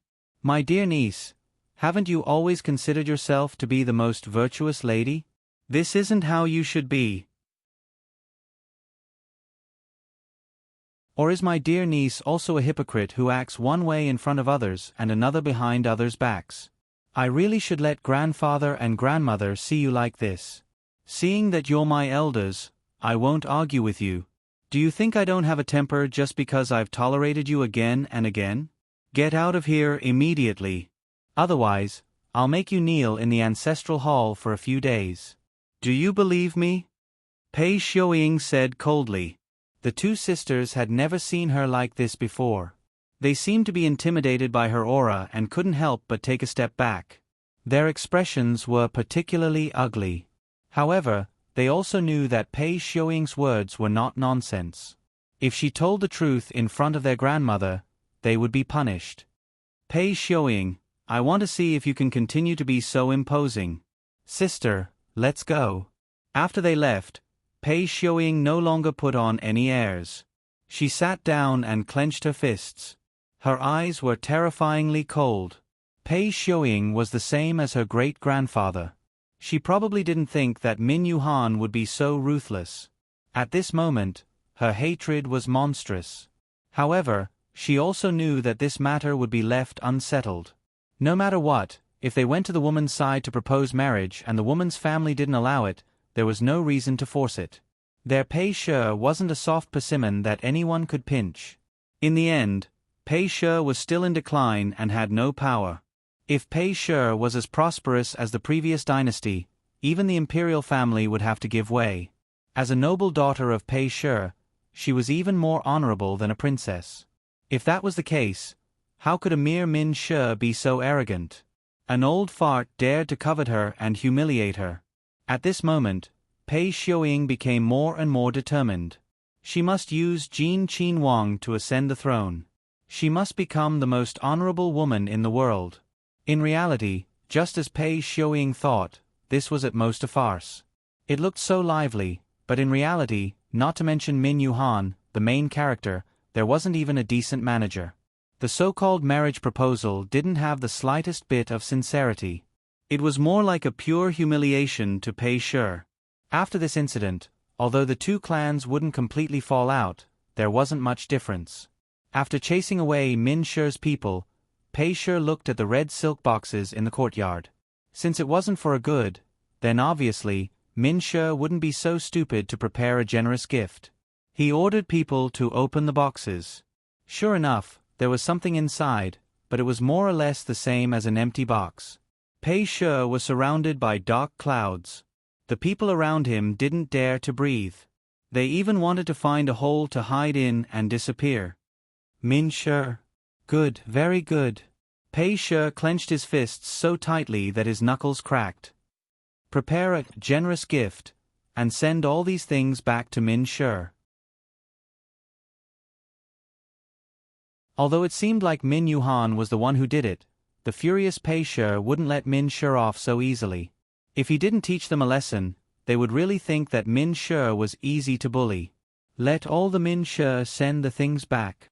Truth be told, as the leader of a clan leader Pei venting his anger on a woman from the inner residence was something that many people despised.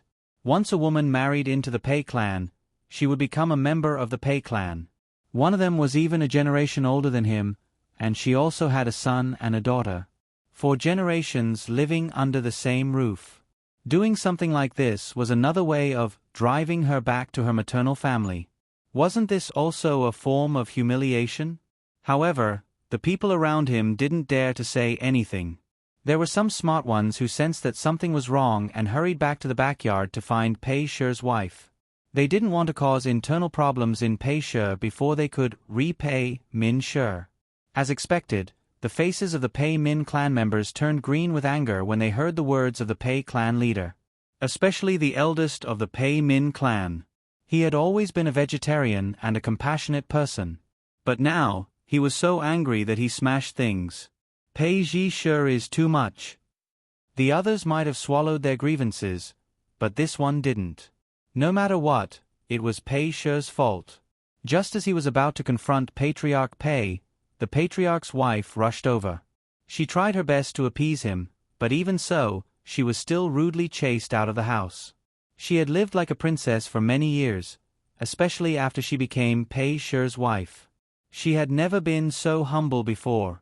It was impossible to say that she didn't have any resentment. However, she had no choice but to endure this. She swallowed her anger and went to find Pei Shi. In Pei Shi, especially in the main residence, Pei Shi's words were the law. His wife, children, and grandchildren could only obey him. They had been husband and wife for decades, so she understood him well. However, he was a man who didn't consider this matter. She couldn't ignore it. Otherwise, if word got out, her good reputation would be ruined. For Pei Shi, it would be one disaster after another. Fortunately, Pei Shi wasn't completely obstinate and didn't listen to her. "It's my fault. Fortunately, Madam stopped me. I will personally apologize to Auntie later." Pei Shi's wife nodded. "If that's the case, I will go back first." She didn't have much to say to her husband, who treated her respectfully. As such, Pei Min Shi, who was of high seniority, managed to escape. The others weren't so lucky. It was obvious that the collective return of the Min clan had caused quite a stir in Min County. As the head of the Min clan, he was naturally furious, especially when he saw the generous gift of the Pei clan's return. It made him grit his teeth in anger. However, it was this gift that made the head of the Min clan wary of taking action. Even if it was an aristocratic family, there were many dirty things. Of course, it didn't matter if it was just an internal matter. However, what Pei Shi sent over was the evidence of Min Shi's officials. It was so detailed that it made people feel that Pei Shi's people had seen it with their own eyes. They had been in-laws for generations, but they did such things in private. How could they not be angry? In comparison, Min Yuhan didn't have much of a reaction. After understanding Pei Shi's character, these things, in his opinion, were not strange at all.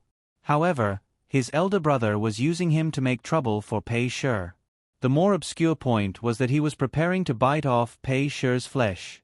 He had this idea long ago, but there wasn't a good time before.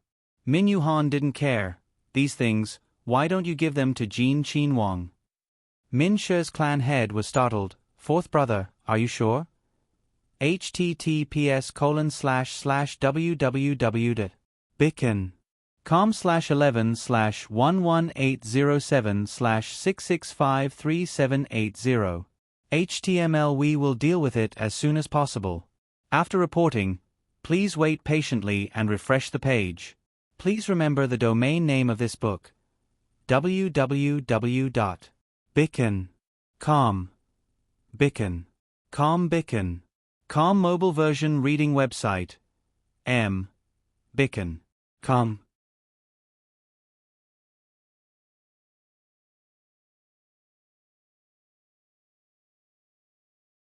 Chapter 323. Jin Qinwang is not so easy to use. Pei Shi will end up with nothing in the end. These things seem to be very disadvantageous to us now. Rather than leaving them in the hands of that old thing and making us very passive, it is better to send them directly to Jin Qinwang. According to Jin Qinwang's current attitude, he does not have the intention to completely reorganize the Jiangnan officialdom.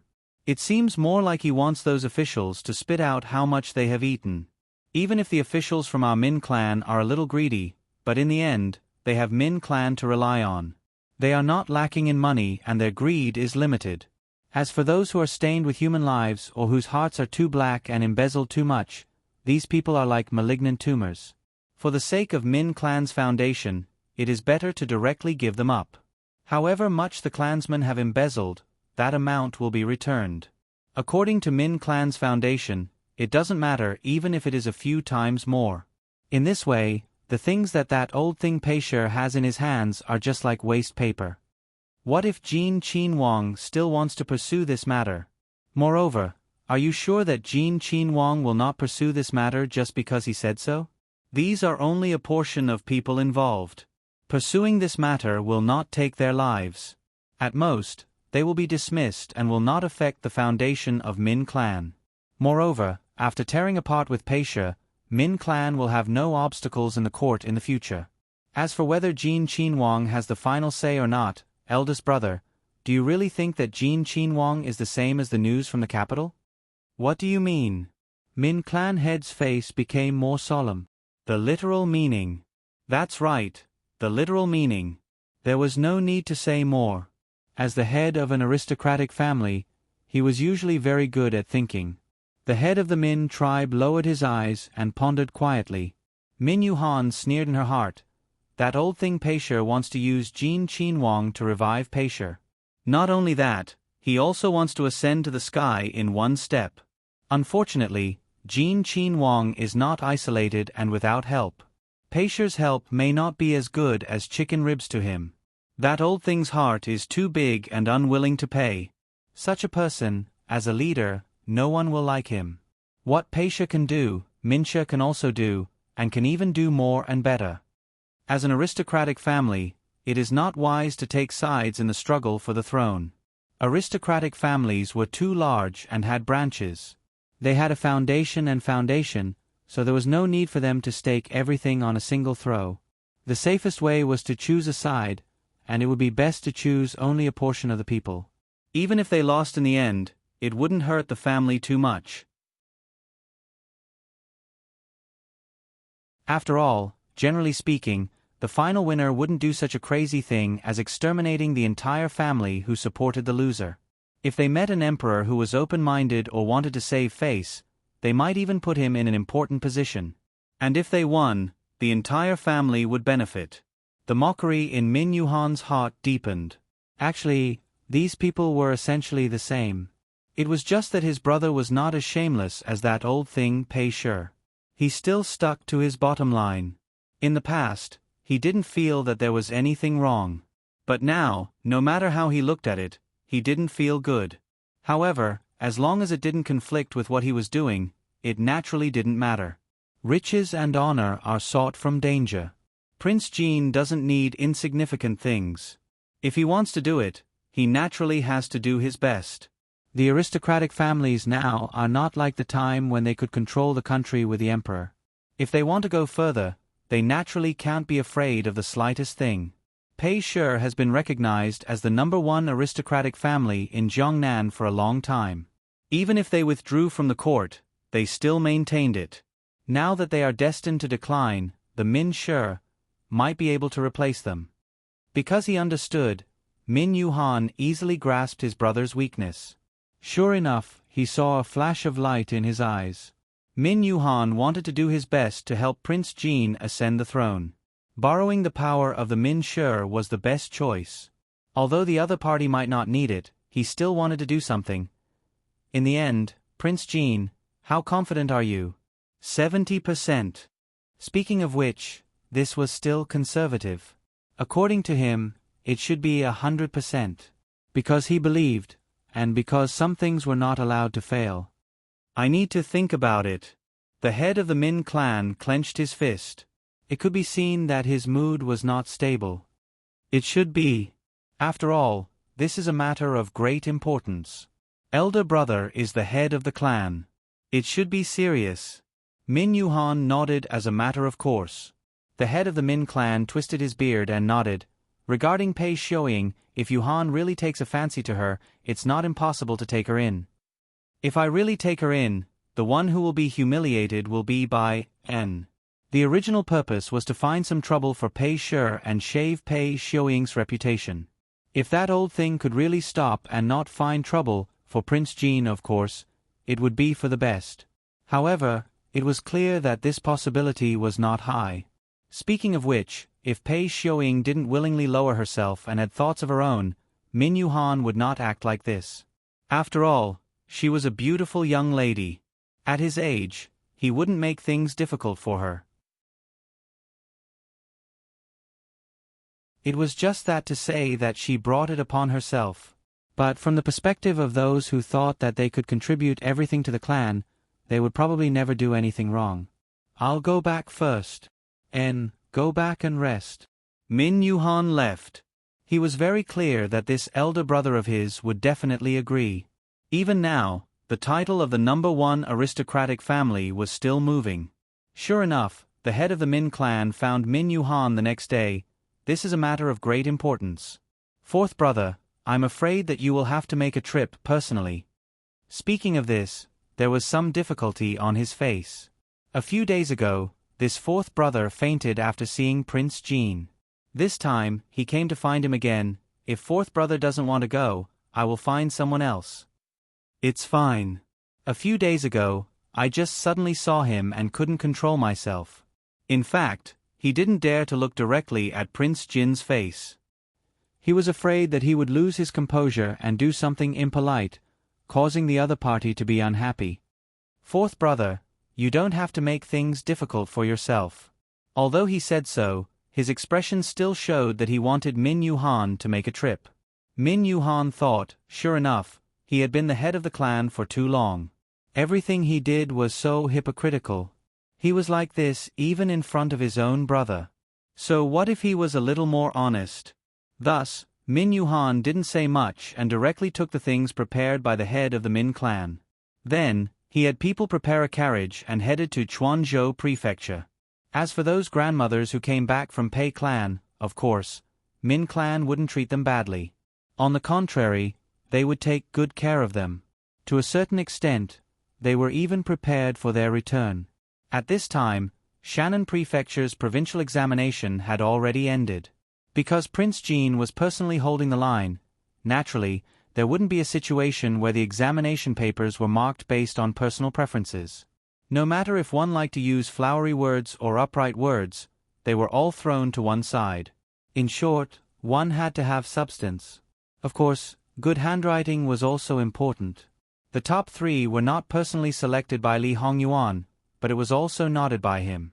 In short, no one would be stupid at this time.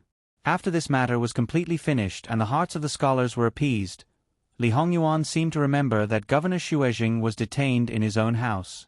Li Hongyuan personally interrogated Governor Xuejing of Shannon Prefecture.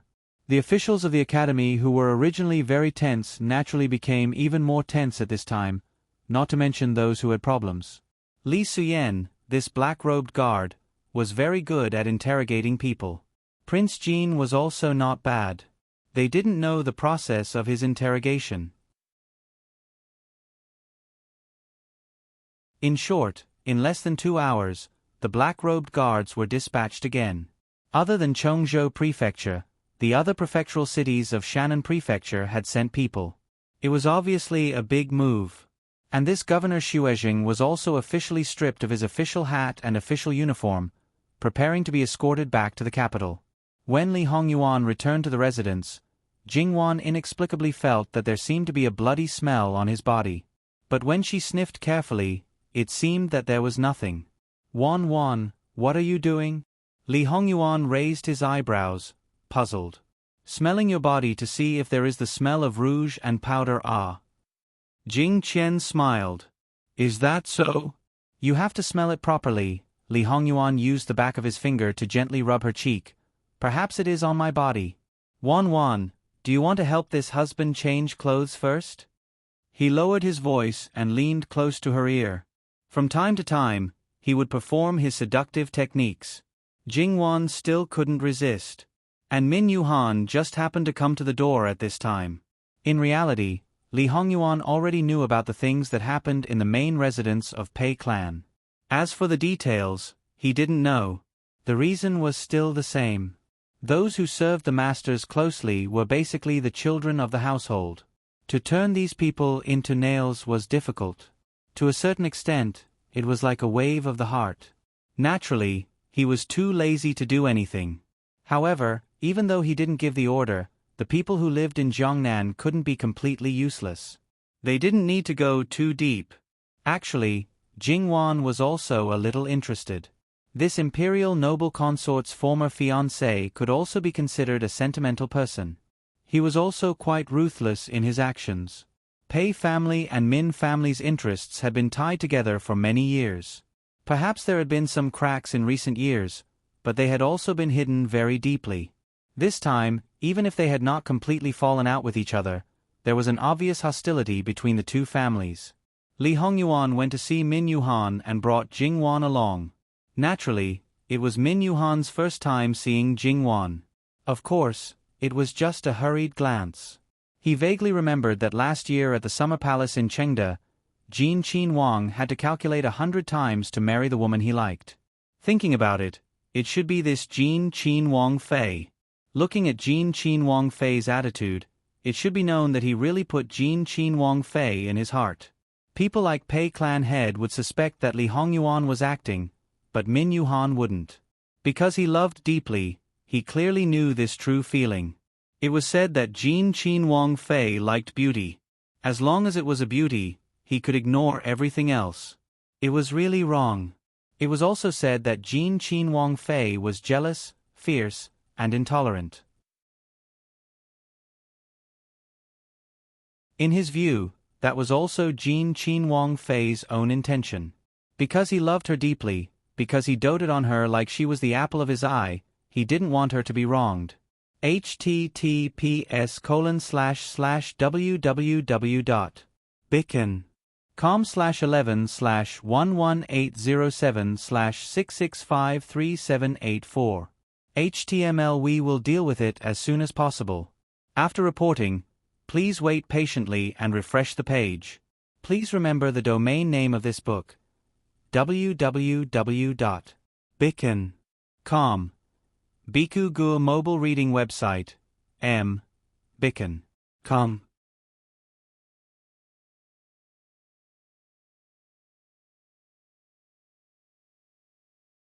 Chapter 324. Of course, Min Yuhan wouldn't ask why Jingwan was here. Instead, she simply explained her intentions. Li Hongyuan wasn't interested in what was presented to him. On the other hand, Jingwan opened the documents and flipped through them. They were sent to the Min family by clan leader Pei. The Min family didn't bother to sort them out. Each person received a piece of paper, which meant that there were more than 10 people involved. However, compared to the Min family, it was just a small matter. Jingwan's eyes narrowed when she saw 2 pieces of paper. She deliberately took them out and passed them to Li Hongyuan. Li Hongyuan might not accept something handed to him by others, but since it was given to him by Jingwan, he would definitely accept it. He shook the letter slightly and quickly read through it. According to Qi Yuan's laws, if one is sentenced to death, the other will also be sentenced to death. It seems that the Min family wants to save these people? The parasites of Qi Yuan and the scourge of the Min family. These people deserve to die. As a member of an aristocratic family, he always felt that he was superior to others. Moreover, he always thought that he had the support of his family. If he was clear-headed, it would be fine, but if he wasn't clear-headed, he would think that his family could contend against the entire country and could do whatever he wanted. Sometimes, it was necessary to teach these people a lesson. At the same time, it was also necessary to make an example out of them. Of course, from Min Yuhan's point of view, it wasn't really for the Min family's foundation. To a certain extent, people who knew what was good for them were more likable than those who didn't know what was good for them. Aristocratic families are indeed aristocratic families. Their actions aren't ordinary at all. Jingwan chuckled. Li Hongyuan turned around and saw Jingwan taking out 5 stacks of banknotes. If he wasn't mistaken, there should be 100 banknotes in each stack. The denomination of each banknote was 10,000 taels. 5 million taels wasn't ordinary. Would an ordinary person be able to take out so much money so casually? However, as an aristocratic family, it would be abnormal if they only had a few 100,000 taels. Min Yuhan didn't know how much money his brother had prepared. He didn't open it to take a look, but he had an idea in his heart. This amount wasn't considered small, but in Min Yuhan's opinion, it was still too little. However, he wouldn't say anything. This wasn't within his scope of concern. Min Yuhan, you're a smart person, and I'm not a stingy person. In other words, as long as she didn't do anything that made him unhappy, it would be good for everyone. Rest assured, Your Highness. He originally only intended to help Jin Qinhuang do things and do his best. He was very clear on what should be done and what should not be done. Your Highness, this concubine sees that it's getting late. Why don't we have Mr. Min stay for a meal? What do you think, Mr. Min? Min Yuhan's eyes flashed slightly. No matter what, this kind of thing should be approved by Jin Qinhuang first. Jin Qinhuang Fei seemed to have only said a word and then asked for his opinion. It could be seen that Jin Qinhuang Fei had a lot of say in front of Jin Qinhuang Fei. It could be seen that Jin Qinhuang Fei's position in Jin Qinhuang Fei's heart was very important. Moreover, the two had not been married for a long time. Jin Qinhuang Fei's birth and upbringing were not bad. To be able to be so casual, it could be seen that she was close to Jin Qinhuang Fei. This was very good. The two knew each other and promised each other. Of course, there was nothing better than this. It's this commoner's honor. Your Highness and Mr. Min can chat first. This concubine will let people prepare. Li Hongyuan nodded his head indifferently. Jingwan got up and left. Because they were outsiders, as the host, he naturally had to accompany them. Obviously, he couldn't eat with his wife. This made Li Hongyuan a little unhappy. Looking at Min Yuhan, his eyes unconsciously became colder. Min Yuhan was a little inexplicable. He didn't know how he provoked this master. Fortunately, Li Hongyuan did not flare up. He casually asked some questions that he wanted to know and that the other party might be able to answer.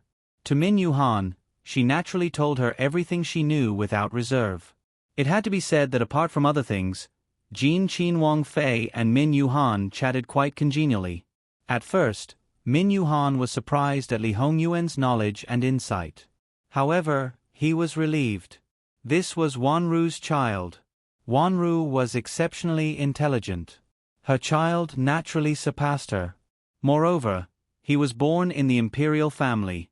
Although that place was a dragon's pool and a tiger's den, it couldn't be denied that it was a place that surpassed others. Li Hongyuan didn't have any opinion on Min Yuhan's knowledge. To be honest, if Min Yuhan didn't reach this level, he would feel bored and this person would probably be abandoned by him. Lunch was probably a happy meal for both the host and the guest. After that, Min Yuhan took his leave. He didn't ask how Jin Qinhuang would deal with the people of the Min family. He didn't want to ask and there was no need to. In Qi Yuan, after passing the Jinsha exam, although one could return to their hometown to take up a post, this kind of situation was rare. There weren't many people of the Min family in Jiangnan. They were scattered all over the Qi Yuan. The two most serious people were not in Jiangnan.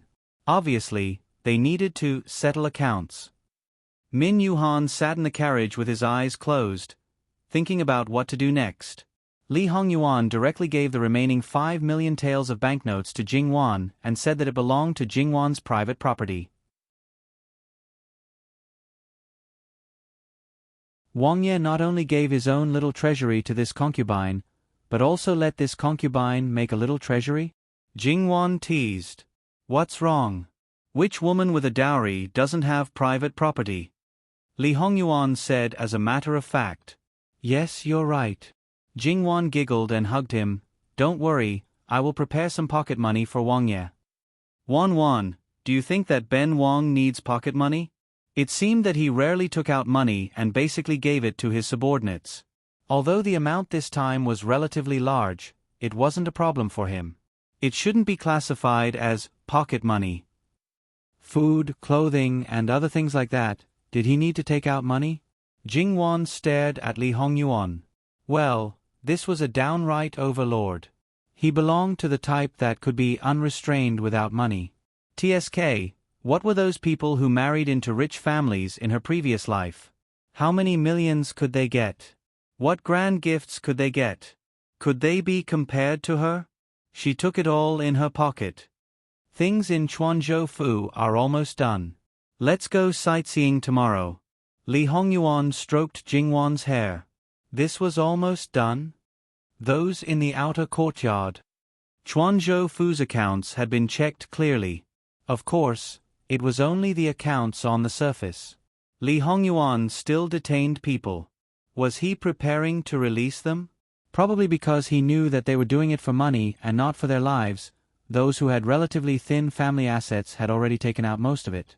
However, there were some people that Jingwan was 100% sure that their family assets were still very rich. Although those officials' wives had vaguely expressed that they were too poor to eat, these people were already on Jin Qinhuang's blacklist. They were the batch that had to be dealt with. Therefore, Jingwan didn't care.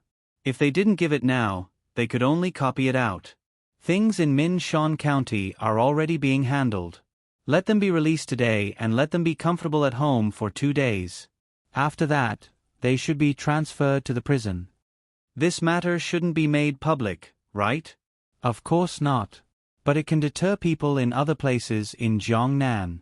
This way, the future will be smoother. Jingwan nodded.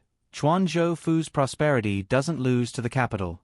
Lin Chuan River is filled with willow trees. The scenery is pleasant, and there are countless pleasure boats and famous singers. Li Hongyuan continued. Husband knows me best. Jingwan acted coquettishly in his arms. You are a woman. https://www.yangguiwaiwo.com/11/11807/6653787. HTML chapter error. Click here to report. Registration is not required. We will deal with it as soon as possible. After reporting, please wait patiently and refresh the page. Please remember the domain name of this book. www.yangguiwaiwo.com. Biku Gu mobile reading website. Yangguiwaiwo.com.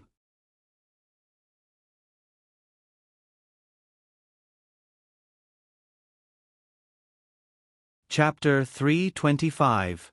Li Hongyuan hugged Jingwan and watched her act spoiled and, shamelessly, in his arms, unmoved. Until she looked at him pitifully, he could no longer maintain the cold indifference on his face. He sighed helplessly. Wan, you're a woman, how can you have such thoughts, little? I'm just curious and want to see it. Jingwan was very clear how deviant her thoughts were and how serious the impact on her reputation would be if people knew that she appeared in that kind of place. However, the person in front of her was Li Hongyuan, her husband. They had only been married for 3 months, but it was not an exaggeration to say that he was the person she trusted the most. She didn't have to worry about anything in front of him and could say whatever she wanted. Even the words that she couldn't say in front of her grandmother, she could say to him. Jingwan wasn't clear whether her Jin Wangye's heart was strong enough to accept anything, or his tolerance towards her was particularly high. The latter was more likely, right? It seems that this husband has indulged Wan more and more until she's out of control. Li Hongyuan was not angry. On the contrary, he was somewhat gratified and faintly proud. In fact, he was almost certain that Jingwan's origin was not ordinary, so no matter what Jingwan said, he would not be surprised. Isn't it a Yuan who indulged her? Jingwan continued to snuggle in his arms. I indulged her. So, no matter what, he had to continue indulging her. Who let her be his sweetheart? Since his master had summoned him, Mu Gonggong naturally slipped in and respectfully waited for his master's order. Go and book the most famous pleasure boat on Lin Chuan River. Tomorrow, Ben Wang will take Wang Fei to listen to music and enjoy dancing. Mu Gonggong quivered, thinking that he had misheard. He cautiously glanced at Li Hongyuan's cold eyes and shivered again. Yes, this servant will do it. Sure enough, one shouldn't question any of his master's words and only need to strictly carry them out. He had been by his master's side for so long, yet he hadn't learned even half of his master's skills. He really deserved a beating. However, if the princess consort wanted to go, she had to make sure that the pleasure boat was clean. Apart from the usual items, nothing else was allowed. However, things didn't go very smoothly.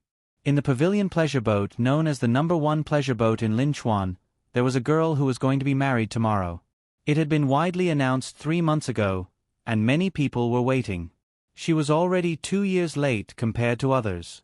Before that, she was a courtesan on a pleasure boat. She only sold her skills but not her body. Her fame was so great that it spread throughout the whole of Zhongnan.